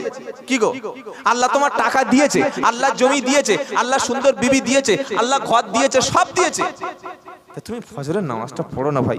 তুমি তো ব্যবসা করতে একটু পরে বার হবে, নামাজটা পড়ে একটু ব্যবসা করতে যাও। কি গো, বলে না বলে না? হ্যাঁ, তুমি আসরের নামাজটা একটু পড়ে নাও, সব কিছু আল্লাহ দিয়েছে, অভাব কিছু রাখেনি। তখন কি বলে? তখন একটাই কথা বলে যে আমার হাতে সময় নাই। বলে না বলে না? হাতে সময় নাই, এত ব্যস্ত, এত ব্যস্ত, সময় নাই। এবার কোরআন শোনাচ্ছে, জাহান্নামের গাড্ডায় পড়ে পড়ে চিৎকার করে বলবে, ভাইপো, ওরে তুই যখন নামাজে গিয়েছিলিস, তুই আমাকে হাত ধরেছিলিস, তুই আমার গলায় দড়ি দিয়ে ডেকে কেন নিয়ে গেলি না? ও ভাইপো, তুই ফজরের সময় চলে গিয়েছিলিস, তুই আমার দরজা ভেঙে ফেলতে পারলি না? তুই মসজিদে গিয়ে নামাজ পড়েছিলিস, তুই আমার কানটা ধরে তো টেনে যেতে পারলি মসজিদে যাওয়ার জন্য। ইস, সত্যি কত বড় ভুল করেছিলাম জানিস? 4টে উত্তর সেদিন জাহান্নামী দেবে। প্রথম কি? ক্বালু লাম নাকু মিনাল মুসাল্লিন। প্রথম উত্তর জাহান্নামী দেবে। জাহান্নামী বলবে, ভাই টাকা ছিল, পয়সা ছিল, জমি ছিল, সম্পদ ছিল, স্ট্যাটাস ছিল, সুন্দরী বিবি ছিল, স্মার্টফোন ছিল, আইফোন ছাড়া চলতাম না, বুলেট ছাড়া ঘুরতাম না, এসি ছাড়া ঘুমাতাম না, কোনোদিন সুন্দরী নারী ছাড়া রাত কাটাতাম না, আবার মাঝে মাঝে মাল খেতাম। মাল মানে কি? হ্যাঁ, মাল খাওয়া লোক সমাজে তৈরি হয়ে গেছে। সবকিছু ছিল, কিন্তু আমাদের মধ্যে কখনো নামাজ ছিল না। নামাজ থাকলে আজকের জাহান্নামে কখনো আসতে হতো না। দ্বিতীয় কারণ বলবে, ওয়ালাম নাকু নুতইমুল মিসকিন, আর মিসকিনদেরকে কখনো খাদ্য খেতে দিতাম না।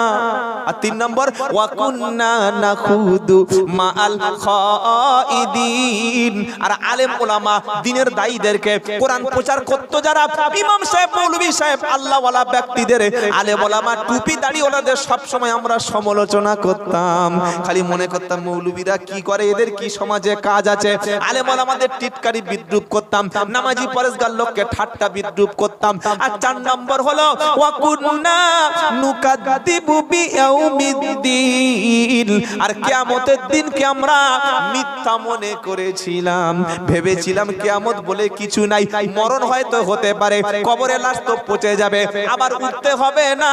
আল্লাহ বলছে ফামা, এই কথাটা শুনলে চোখ একদম চরকাজ হয়ে যায়। বলে কি কথা বলুন? আর আল্লাহ বলছে যারা এই চারটে বিশ্বাস নিয়ে মরেছে, 1 নম্বর নামাজ কাজা করত, 2 নম্বর মিসকিনকে খেতে দিত না, 3 নম্বর সব সময় সমালোচনা করত, 4 নম্বর কিয়ামতকে বিশ্বাস করত না। আল্লাহ বলছে ফামা তানফাউহুম শাফাআতু শাফিঈন, কিয়ামতের দিন এমন কোন সুপারিশকারী নাই যে এই ব্যক্তির সুপারিশ করে জান্নাতে নিয়ে যেতে পারে।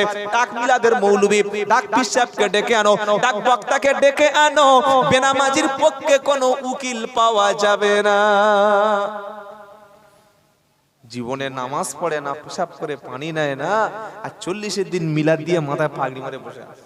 কি আর যখন মিলাদ হচ্ছে তখন হুজুরের দোয়াটা কি, রব্বানা যালামনা, এত লম্বা টান দিচ্ছে।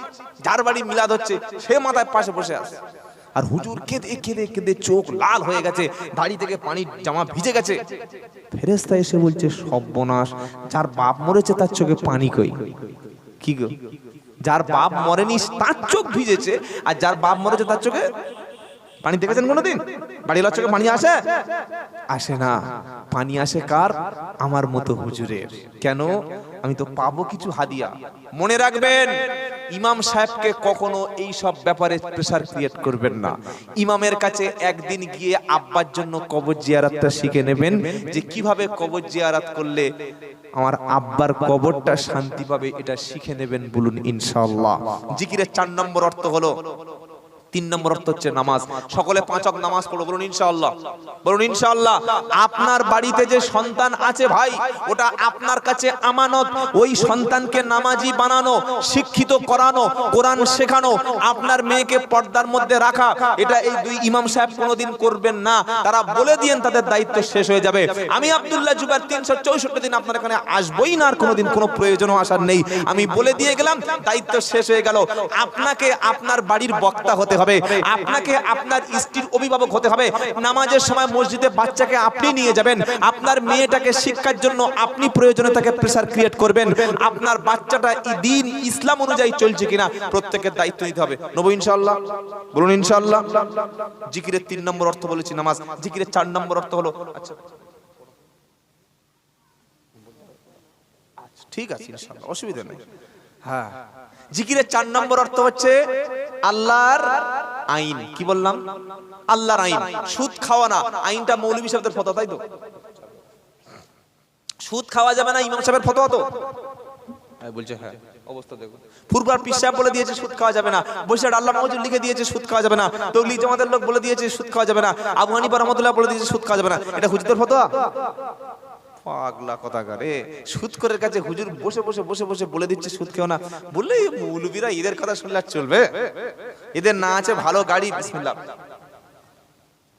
না আছে বাড়ি, না আছে স্ট্যাটাস, হুজুররা কি আছে? বর্তমান যুগে বাঁচতে হলে সুদ খেতে হবে, বর্তমান যুগে বাঁচতে হলে মদের ব্যবসা করতে হবে, বর্তমান যুগে যদি তুমি তাল মিলিয়ে চলতে চাও, তোমাকে পাঞ্জাবি টুপি এসব পরা যাবে না। কি করতে হবে? দাড়িটা চাঁটতে হবে, গোপটা বড় করতে হবে, মাথার চুলটা বিরাট কোহলির মতো রাখতে হবে, জিন্সের ফাটা প্যান্ট পরতে হবে, মেয়েকে বোরকা, বলছে ওসব পরালে স্মার্ট হওয়া যাবে না। একদম টাইট ফিট স্কিন টাইট গেঞ্জি কিনে দিতে হবে, আর পায়ের তলায় একটা প্লাজো কিনে দিতে হবে, আর মেয়ের একটা হাতে স্মার্টফোন দিতে হবে, তবে বর্তমান যুগে স্ট্যাটাস বজায় থাকবে, তাই তো নাকি? আরে বলছেন না কেন?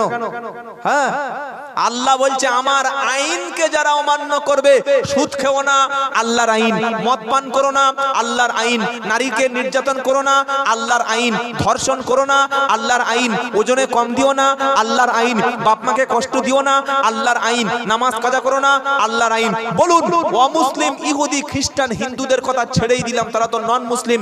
মুসলমান হয়ে, মুসলমান দাবি করে আল্লাহকে রসুলকে বিশ্বাস করি, তারা কোরআনের সঙ্গে বিশ্বাসঘাতকতা করছে না, করে না?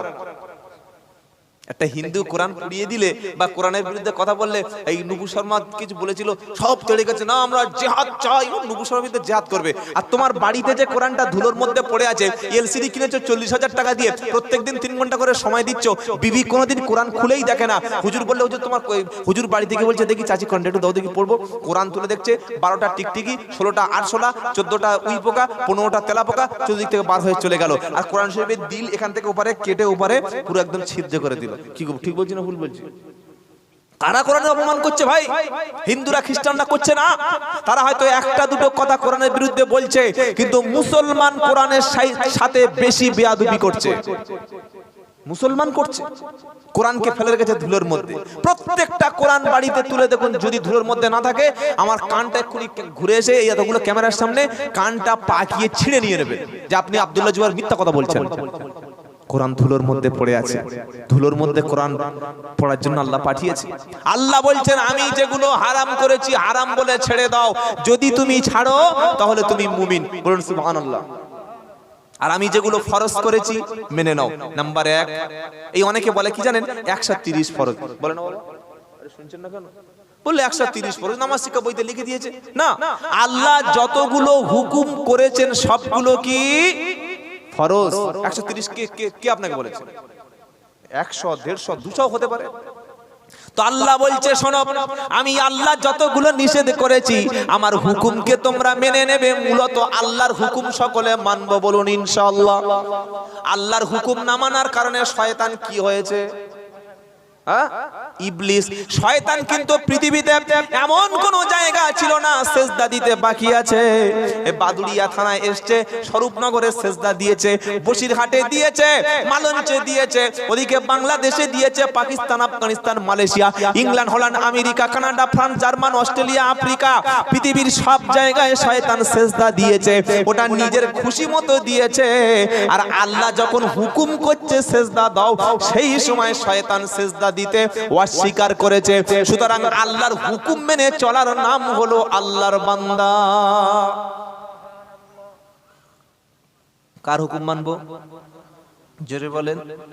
আল্লাহর হুকুম মেনে আজ থেকে লটারির টিকিট ছেড়ে দেবো ইনশাআল্লাহ, বলুন। আল্লাহর হুকুম মেনে আজ থেকে আমরা বিবিকে বেপর্দা করব না ইনশাআল্লাহ, বলুন। আল্লাহর হুকুম মেনে কোনোদিন বিবিকে আর ওই সুদখোর অফিসারের কাছে বন্ধনে পাঠাবো না, বলুন ইনশাআল্লাহ। তবে বন্ধন এলাকায় নেই, ওসব বলেও লাভ নাই, কি তাই তো? সব জায়গায় ঠিক আছে তো, যাই হোক, সব বলে লাভ নাই, বললে বাবা আবার সমস্যা আছে। সবচাইতে বন্ধনের ছোট পাপটা নিজের মায়ের সঙ্গে বিয়ে করে রাত্রে থেকে যাওয়া। হ্যাঁ, এটা নবী বলে গেছেন, আমার কথা নয়। আপনি হাদিস পড়লে বুঝতে পেরে যাবেন। বন্ধন মহিলা সমিতি সুদের টাকা নিয়ে সংসার খাটানো, এর ছোট পাপ নিজের মাকে বিয়ে করে নেওয়া। বুঝতে পেরেছেন না? কি আর বলবো? আর সবচাইতে বড় পাপ, 3 পারা 6 পৃষ্ঠা 8 নম্বর লাইন 278 নম্বর আয়াত, আল্লাহ বলছে আল্লাহ এবং রাসূলের বিরুদ্ধে যুদ্ধ করা। খালি এই দুটো মাথায় রাখবেন। সুদের বড় পাপ আল্লাহ রাসূলের বিরুদ্ধে যুদ্ধ করা, আর সুদের ছোট পাপ নিজের মাকে বিয়ে করা। এবার এটা যাদের কানে পৌঁছে গেছে, যদি মনে করেন না এটা আমি শুনতে চাই না, হ্যাঁ এবার সুদের টাকা খাবো, তা আপনি খান। আর যদি বলেন না আমার বিবিকে আমি ওই মায়ের সঙ্গে জেনা করাবো না, আল্লাহ রাসূলের বিরুদ্ধে যুদ্ধ করাবো না, তাহলে কাল থেকে একটা হালাল ব্যবসা করবেন, বরকত কে দেবে? আল্লাহ। আল্লাহ বলছেন কোরআন হলো, কোরআনের আরেকটা অর্থ হলো আল্লাহর আইন। আর আল্লাহর আইনকে যারা মানবে না শাস্তি দেওয়া, শুনেন কোরআনের জিকিরের আরেকটা অর্থ হচ্ছে আল্লাহর আইন। ওয়ামান আরাদা আন যিকরি ফা ইন্না লাহু মাঈশাতান যানকা ونحشره يوم القيامة أعمى قال رب لما حشرتني أعمى وقد كنت بصيرا قال كذلك أتتك آياتنا فنسيتها وكذلك اليوم تنسى এগুলো বানাচ্ছে নাকি আল্লাহ কোরআনে বলেছে। 16 নম্বর পারা 19 নম্বর পৃষ্ঠা 13 নম্বর লাইন 124 নম্বর আয়াত, সূরার নাম হলো তাহা। আল্লাহ বলছে ওয়ামান আরাদা আন যিকরি ফাইন্না লাহু মাঈশাতান দানকা ওয়া নাহশুরুহু ইয়াউমাল কিয়ামাতি আমা ক্বালা রাব্বি লিমা হাশারতানি আমা ওয়া ক্বাদ কুনতু বাসীরা।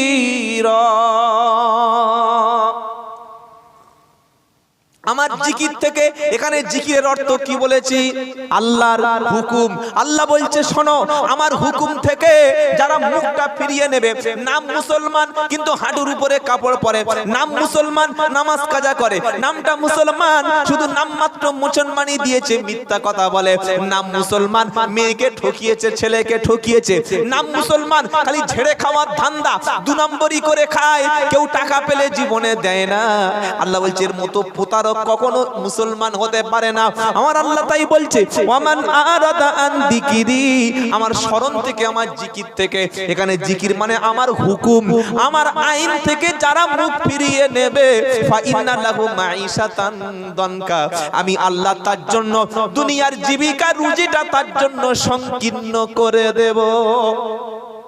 তুমি যখন আমার হুকুম মানবে না, টাকা প্রচুর থাকবে কিন্তু ভোগ করতে পারবে না। আমার হুকুম যখন তুমি মানবে না, তোমার বিবি সুন্দরী থাকবে কিন্তু ওর কাছে ভালোবাসা পাবে না। শুনছেন আপনারা? খুব সুন্দর বিবি, সবার দেখে হাসে, সবার সঙ্গে হাসি মুখে কথা বলে, কিন্তু স্বামীর মুখের দিকে তাকিয়ে মোটেও হাসে না। কি গো, দুলাভাই আসলে গায়ের সঙ্গে বসে গা দিয়ে ঠেস দিয়ে গল্প করে, করে না করে না? দেওয়ারের সঙ্গে গল্প করে, আর বিছানায় স্বামী গেলে বলে সরে এসো, শরীরটা বড্ড খারাপ লাগছে, আমার দিকে ফিরবে না। শুনছেন না? শোনেন না? আল্লাহ বলছে তুমি বিবিকে বিপর্দা করেছো, এটার রেজাল্ট এই। আমার হুকুম যখন তুমি মানবে না, তোমার জীবিকা রুজিকে সংকীর্ণ করে দেবো, ভোগ করতে পারবে না। প্রচুর টাকার মালিক, যাকাত দেয় না, মসজিদ মাদ্রাসার জন্য দান করে না, 40 বছর বয়সে সুগার হয়ে গেল, তার 3 বছর পরে কিডনি খারাপ হলো, চোখে ছানি পড়ে গেল, কানে কালা হয়ে গেল, এবার ব্লাড ক্যান্সার হয়ে গেল, জমি এদিকে 40 বিঘে, শুয়ে শুয়ে বলছে রব্বানা, জন বয়সে মসজিদ মাদ্রাসার জন্য যদি কিছু দিতাম, ইতিমখানায় যদি কিছু দিতাম, আল্লাহ জমির টাকাটা নিয়ে গরিবকে যদি দিতাম, আজকের এই বিছানায় পড়ে এখন মনে হচ্ছে জমি কোনো কাজে লাগলো না। যার 8টা 10টা 12টা ছেলে, ওই ছেলেগুলো আল্লাহ আপনাকে দিয়েছে পরীক্ষা করার জন্য, ওই ছেলেগুলো সবগুলোকে শিক্ষিত বানাবেন, একটাও ছেলে মূর্খ রাখবেন না। মূর্খ ছেলে মানে বাপের সবচাইতে বড় দুশমন। মূর্খ মানে দুশমন, এটা লিখে রেখে দেন, এটা কেউ বলবে না।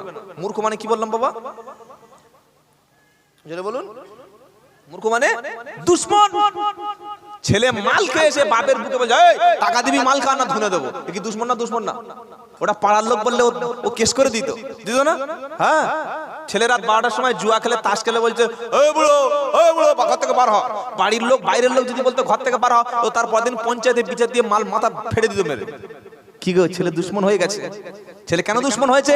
ছেলের হাতে আপনি শিক্ষা দেননি, স্কুলে পাঠাননি, কলেজে পাঠাননি, ইউনিভার্সিটি পাঠাননি, ওকে আল্লাহর কালামটা শিক্ষা দেননি। প্রচুর ছেলে আছে কোরআন পড়তে পারে না, প্রচুর ছেলে আছে স্কুলেই যায়নি, নিজের নামটা সই করতে পারছে না। আগের যুগটা ছেড়ে দিলাম, বর্তমান যুগে কেন মানুষ মূর্খ থাকবে? আগে অভাব ছিল, আগে মানুষের ঠিকমতো খাওয়া হতো না, আগে স্কুল এতটা অ্যাভেলেবেল ছিল না, আগে অনলাইন পড়াশোনা সিস্টেম ছিল না, কিন্তু এখন তো স্কুল, কলেজ, ইউনিভার্সিটি, মাদ্রাসা, মক্তব সব ঘরে ঘরে। কিভাবে আছে না নাই? এরপরে তুমি শিক্ষার গুরুত্ব দিচ্ছ না। ছেলে 16 বছর বয়স হলো, বললো যা ব্যাঙ্গালোরে চলে যা, মুম্বাই চলে যা, হায়দ্রাবাদে চলে যা, যাবি মাসে মাসে টাকা পাঠাবি। ও কি টাকার এটিএম? আরে বলছেন না কেন? ছেলে টাকার এটিএম না। আপনার ছেলে 22-23 বছর হওয়া পর্যন্ত মাধ্যমিক, উচ্চ মাধ্যমিক, গ্রাজুয়েশন, এমএ কমপ্লিট করিয়ে কোরআনটা শিখিয়ে এইবার ওকে একটা কাজ করতে দিন। এবার কাজ করুন। ও যখন লেখাপড়া শিখে একটা কারখানায় যাবে, মাধ্যমিক পাস থাকলে ওই কারখানারও একটা ম্যানেজার হতে পারতো, উচ্চ মাধ্যমিক সার্টিফিকেট থাকলে, ইংলিশটা পড়তে পারলে ও ওই কারখানার একটা ম্যানেজার হতে পারতো। কলম শুধুকারী হিসাবটা সই করবে, মাসে 22,000 টাকা পাবে। ও পড়াশোনা শিখেনি, গাধার মতো খেটেই যাচ্ছে, মাসে শেষে ওর বেতন কত? 6,000 টাকা।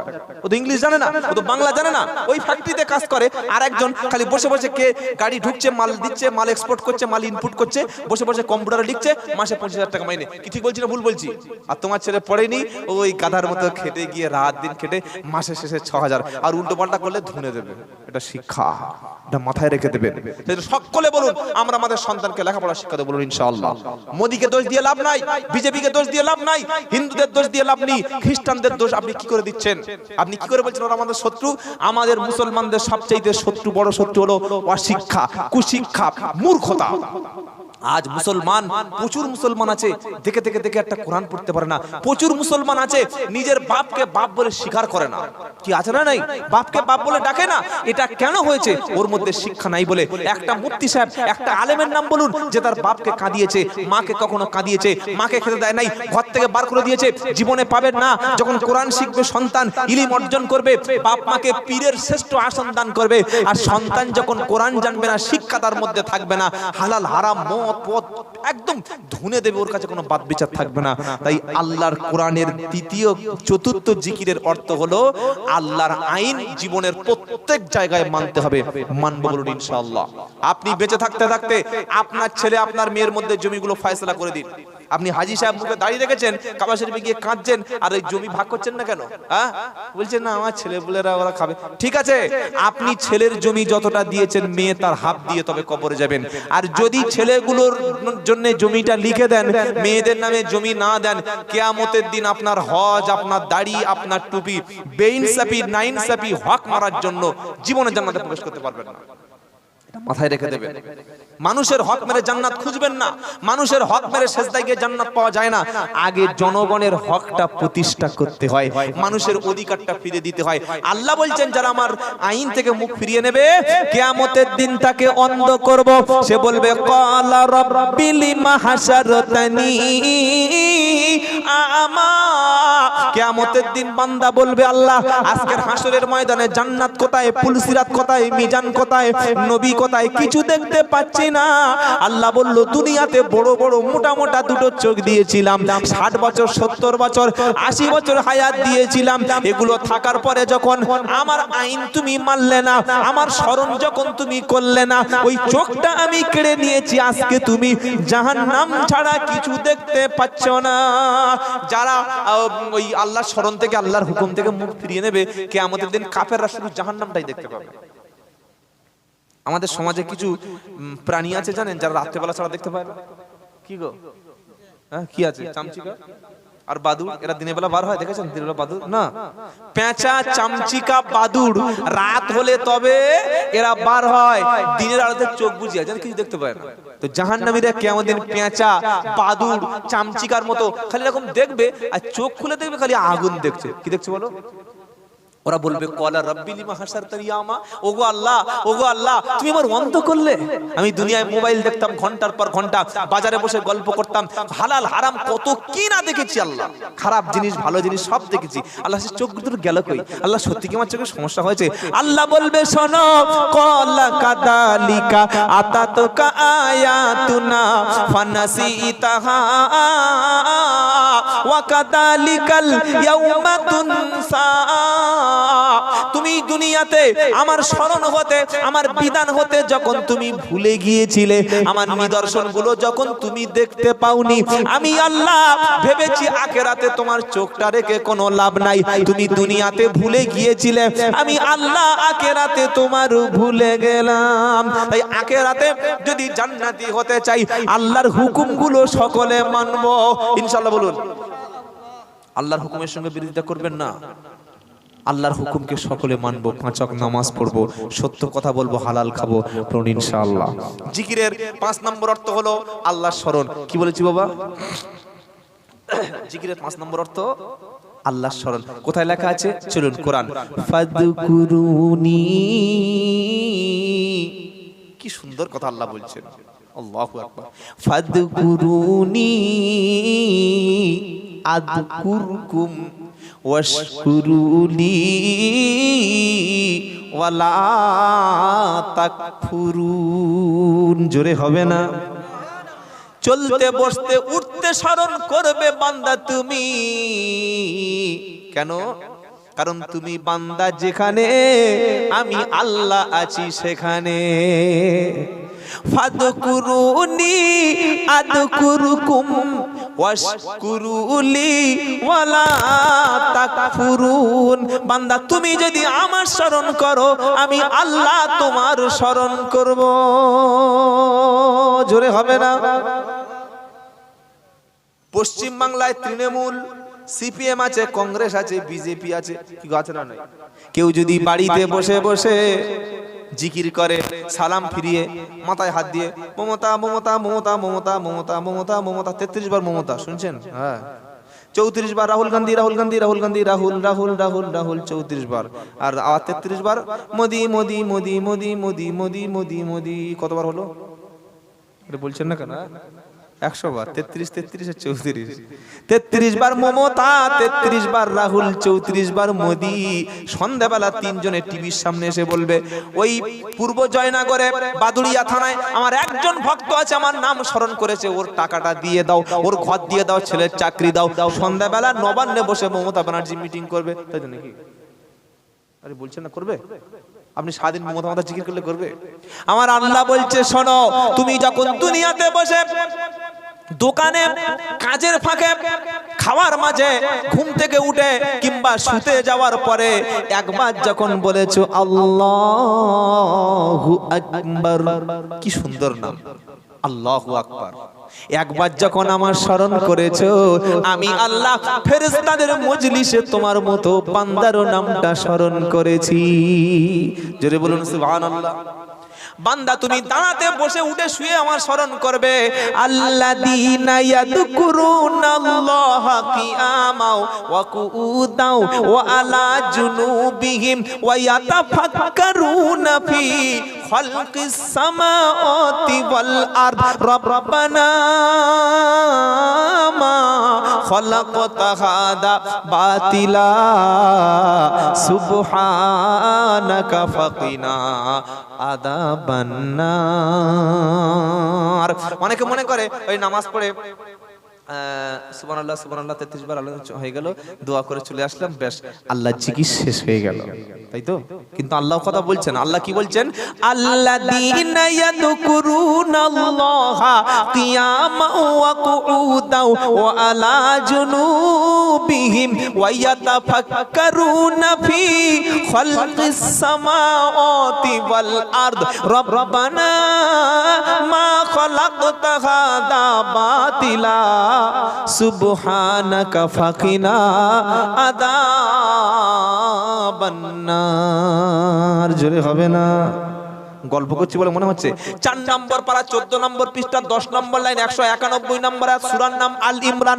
আল্লাহ বলছে শোনো, আমার বান্দাদের মধ্যে দাঁড়িয়ে তারা স্মরণ করে, বসলে আমার স্মরণ করে, শুয়ে আমার স্মরণ করে। জোরে বলো।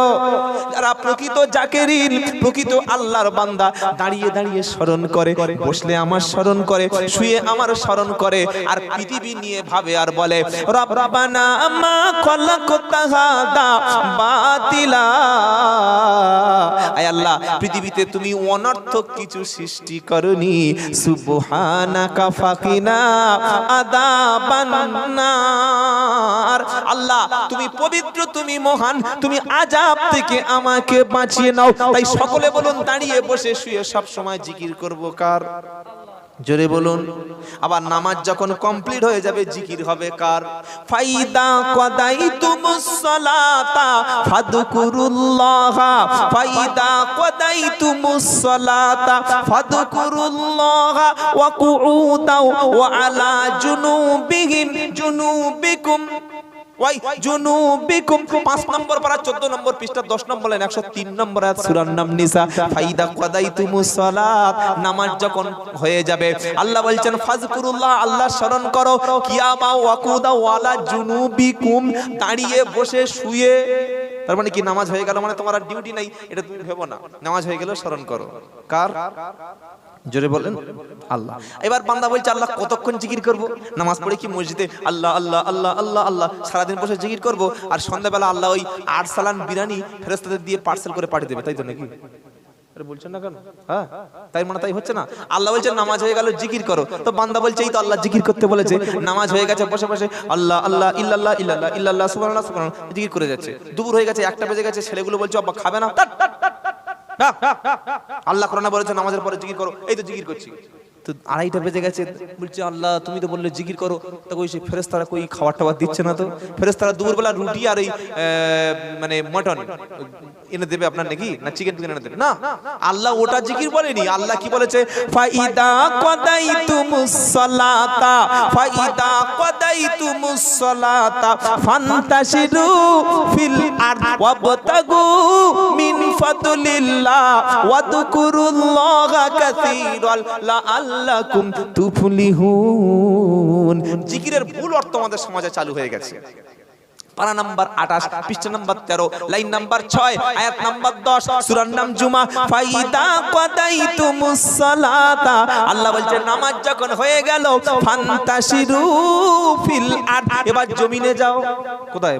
মসজিদ আর নয়, সালাম ফেরানোর পরে, দোয়া দরুদ পড়ার পরে দোকান চালাও, ব্যবসা করো, চাকরি করো, চাষ করো, ক্ষেত খামারে কাজ করো, জব করো, আর কাজের মধ্যে তুমি যেন আমার স্মরণ ভুলে যেও না।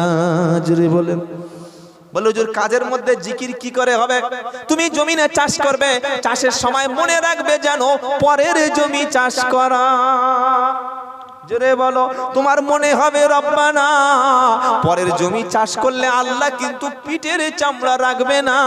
ওই জায়গায় জিকিরের অর্থ হলো চাষের সময় যেন তুমি পরের জমি নিজের বলে দখল। প্রচুর মুসলমান আছে, ওর পাশের জমি থাকলে বুঝতে পারা যাবে কত বড় আল্লাহর ওলি। কি গো, ওর পাশে ঘর বাঁধলে বোঝা যাবে কেমন ফেরেশতা। 1 বিঘত না 1 ইঞ্চি জায়গা ছাড়ে না, বরং পাশের জমি নিজের বলে চাষ করে। নবী বলল 1 বিঘত জায়গা যদি কেউ দখল করে নেয়, কিয়ামতের দিন 7 তবক জমিন তার গলায় ঝুলিয়ে দেয়া হবে। খাও চাচা, কত মাল খাবে খাও। 7 তবক জমিন খালি 1 বিঘত নিলে। আর জোর করে যারা দোকান দখল করেছে, ঘর দখল করেছে, ওদের শাস্তি কি হবে আপনি বার ভেবে নিতে পারেন। আল্লাহ বলছে নামাজ হয়ে গেল, জিকির করো। তুমি অফিসে ডিউটি করছো, ডিউটি করার সময় 10টা থেকে 4টা, দুপুরে 1 ঘন্টা টিফিন, এই 10টা থেকে 4টা যেন 1টা মিনিট তুমি বসে বসে সময় নষ্ট করো না। তুমি যতক্ষণ ডিউটি করবে অন্তরে ভয় থাকবে কার? জোরে বলুন। মালিক বলছে ঘরটা গেঁথে দাও, বলে মালিক চলে গেল কাজে। 3টের সময় মালিক এসে বলছে কতটা কাজ হয়েছে? বলছি এতগুলো ইট গেঁথেছি, দেখতে পাচ্ছ না? পুরো বসে বসে ছিল। 8 ঘন্টা কাজ করেছে 20 মিনিট, বিড়ি খাচ্ছে 20 মিনিট, পেশাব করতে 20 মিনিট, দুপুরে পান্তা, পুরো 3 ঘন্টা ফাঁকি দিয়েছে। পয়সা নিচ্ছেন, হালাল হচ্ছে তো? আরে বলছেন না কেন? ওখানে কাজের মাধ্যমে তুমি এই স্মরণটা করো যে আমি এখানে 1টা মিনিট তাকে ফাঁকি দিতে পারবো না, ফাঁকি দিয়ে পয়সা নিতে পারবো না। ওখানেই ওটা হচ্ছে আল্লাহর জিকির, আল্লাহর স্মরণ। মনে থাকবে ইনশাআল্লাহ। হ্যাঁ, ওটা আল্লাহর স্মরণ। তুমি যখন দোকানে মাল বিক্রি করছো, তুমি ওই কাস্টমার বোকা বলে বা কাস্টমার বাচ্চা ছেলে বলে ওজন ঠকিয়ে দিলে, অনেক বলবো যে এখন তো কম্পিউটার পাল্লা, এখন কি ওজন ঠকানো যায়? হ্যাঁ যায়। কিরকম বলবো? কম্পিউটার পাল্লায় মাল দিচ্ছে, এদিকে আলু কিনতে গেছি, মাছ কিনতে গেছি, তো মাছ তো আর পাল্লায় তুলে দেবেন, একটা ওই কাঠের বা প্লাস্টিকের ঝুড়ির উপরে দিয়েছি। দিয়ে দেখলো, বললো এই তো 1 কেজি 10 গ্রাম, 10 গ্রাম বেশি দিয়েছি। তোমার এই যে কাঠের ঝুড়িটা, এটা তো কই ওজন করে না, ওটা তো মাছের সঙ্গে আমি কিনবো না, কিনবো না। পরে ওর থেকে দেখলাম 30 গ্রাম 40 গ্রাম বাদ দিয়েছি। এটা লোককে ঠকানো। আল্লাহর জিকির নামাজের পরের অর্থ হলো কাজের মধ্যে, ব্যবসার মধ্যে, চাকরির মধ্যে, যেখানেই থাকুন খালি মনে মনে এই ভয়টা রাখবেন, আল্লাহ দেখছেন, আল্লাহ শুনছেন। আমি 2 নম্বরি করে মাল ইনকাম করতে পারবো না, আমি ব্যবসায় ফাঁকি দিতে পারবো না, ওজনে কম দিতে পারবো না। এটার নাম কি বাবা? জিকির। আল্লাহ এটাই বলছেন। এবার বান্দা প্রশ্ন করছে, আল্লাহ যদি আমি জিকির করি আমার কোনো লাভ হবে কি? কি লাভ হবে? বলছেন না কেন?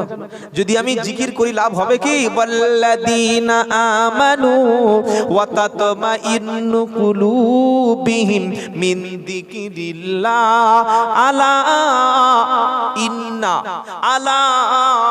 ইন্না যিকরাল আলা বিযিকিরিল্লাহি তাতমাইন্নুল কুলুব। 13 নম্বর পারা 12 নম্বর পৃষ্ঠা 3 নম্বর লাইন 28 নম্বর আয়াত সূরার নাম রাআদ। আল্লাহ বলছে শোনো, আল্লাযীনা আমানু ওয়া তাতমাইন্নু কুলুবুহুম বিযিকিরিল্লাহ, যারা ঈমানদার তারা জিকির করে মনে তারা শান্তি অনুভব করে। আচ্ছা, মাছ কোথায় থাকে? গাছে থাকে, তাই তো? পানি থাকে, পানিতে মাছ থাকলে শান্তি পায়। দুনিয়াতে মাছ উঠে গেলে মাছের তখন অক্সিজেন শেষ হয়ে যায়, মানে পানিতে যেটা মাছের জন্য প্রয়োজন ওটা দুনিয়াতে থাকে না। মাছ তখন বেশিক্ষণ বাঁচতে পারে না, পানি ছাড়া মাছ চলতে পারে না। কোন মুমিন ব্যক্তি জিকির ছাড়া 1 সেকেন্ড সময় নষ্ট করতে পারে না। চলতে বসতে উঠতে জিকির করবে কার? আল্লাহর। তাই কোরআন শোনাচ্ছে ওয়াল্লাযীনা আমানু ওয়া তাতমাইন্নু কুলুবুহুম বিযিকরিল্লাহ। যারা ঈমানদার তারা জিকিরে মনে মনে শান্তি পায়। জোরে বলো সুবহানাল্লাহ। যারা দেখবেন প্রকৃত নামাজি, প্রকৃত কোরআন পড়নেওয়ালা, আসরের ওয়াক্ত হয়ে গেল খালি বলছে মসজিদ কোথায়, বলছে এখান থেকে 2 মিনিট, বলে চল মসজিদে যাবো। মসজিদ খোঁজে, খোঁজে না খোঁজে না? যারা প্রকৃত নামাজি, হ্যাঁ মসজিদ খোঁজে। যারা তাহাজ্জুদ পড়নেওয়ালা, রাত হয়ে গেলে তাহাজ্জুদ ছাড়া তারা ঘুমায় না। মাতাল রাত্রে বেলা মাল ছাড়া ঘুমায় না। যারা খারাপ নারীর সঙ্গ নিয়ে ফেলেছে, রাত্রে বেলা খারাপ নারী ছাড়া ঘুমাতে পারে না। যারা টাকার পিছনে ছুটছে, ও দিনে একটা মোটা টাকা ইনকাম না করে ঘুমায় না। আর যারা আল্লাহওয়ালা, আল্লাহর জাকিরিন বান্দা হয়ে গেছে, আল্লাহর নৈকট্য লাভ করেছে যারা, আল্লাহ বলছে আল্লাযীনা আমানু ওয়া তাতমাইন্নু কুলুবুহুম বিযিকরিল্লাহ। যারা ঈমানদার, আল্লাহর জিকির, আল্লাহর স্মরণে তাদের অন্তরে শান্তি আসে। শান্তি মদে আছে, গাঁজায় আছে, টেনশনে মদ খাচ্ছে, মাল খাচ্ছে, টেনশনে দেখি ঘুমের ওষুধ খাচ্ছে খেপা। আবার কিছু কিছু যুবক ছেলে খুব টেনশন হচ্ছে বলে কানে হেডফোন দিয়ে গান শুনছে, আর পুরাতন প্রেমিকার কথা শুনে চোখ থেকে পানি ফেলছে, জল ফেলছে। কেন? বললে আমার মনে খুব অশান্তি। আল্লাহ বলছে মনের অশান্তি দূর করার জন্য মাল খেলে, সিগারেট খেলে, গাঁজা খেলে এসব কোনো লাভ হবে না। মনের অশান্তি দূর করতে পারে আল্লাহর জিকির। আর জিকিরের মধ্যে কটা বলেছি? 5টা। কোরআন পড়ো, অশান্তি দূর হবে। তুমি মানুষকে দিনের কথা বলো, অশান্তি মন থেকে দূর হবে। তুমি নামাজে দাঁড়িয়ে যাও, মনের অশান্তি দূর হবে। কি শুনছেন আপনারা? আল্লাহর হুকুম অনুযায়ী চলো, মনের অশান্তি দূর হবে। বসে বসে চোখটা বন্ধ করে সুবহানাল্লাহ, আলহামদুলিল্লাহ, লা ইলাহা ইল্লাল্লাহ এটা বারবার তুমি পড়ো, তোমার মনের কষ্টটা, দুঃখটা সঙ্গে সঙ্গে দূর হয়ে যাবে। জোরে বলুন সুবহানাল্লাহ। আল্লাহ বলছেন তাহলে অন্তরে শান্তি আসে কিসে বাবা? ভালো বউ পেলে না, ভালো জমি পেলে না, বেশি টাকা উপার্জন করলে না। টাকা যার যত উপার্জন বেশি, তার জীবনে শান্তি তত কম। এটা মনে রাখবেন। যার জীবনে দিনে 20-30 হাজার টাকা ইনকাম করে, ওমাল ঘুমোতেই পারে না। কি শুনছেন? যার জীবনে যত বেশি টাকা, যত বেশি উপার্জন, তার শান্তিটা তত ছোট হয়ে আসে।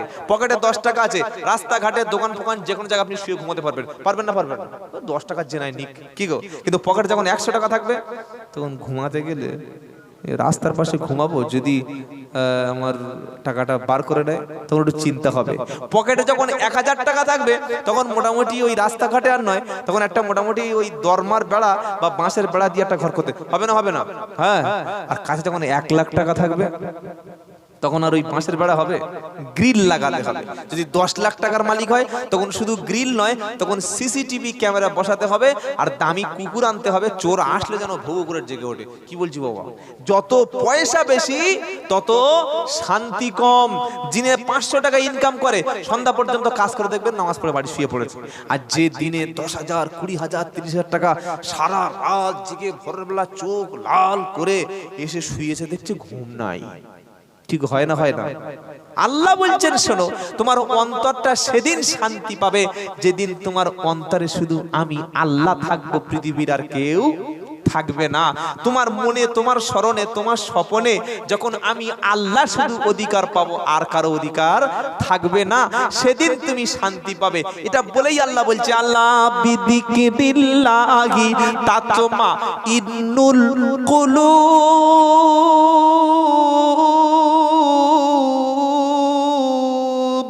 আল্লাহ বলছে শুনে রাখো, জেনে রাখো, অন্তরে শান্তি এনে দিতে পারে শুধুমাত্র আমার জিকির। জোরে হবে না?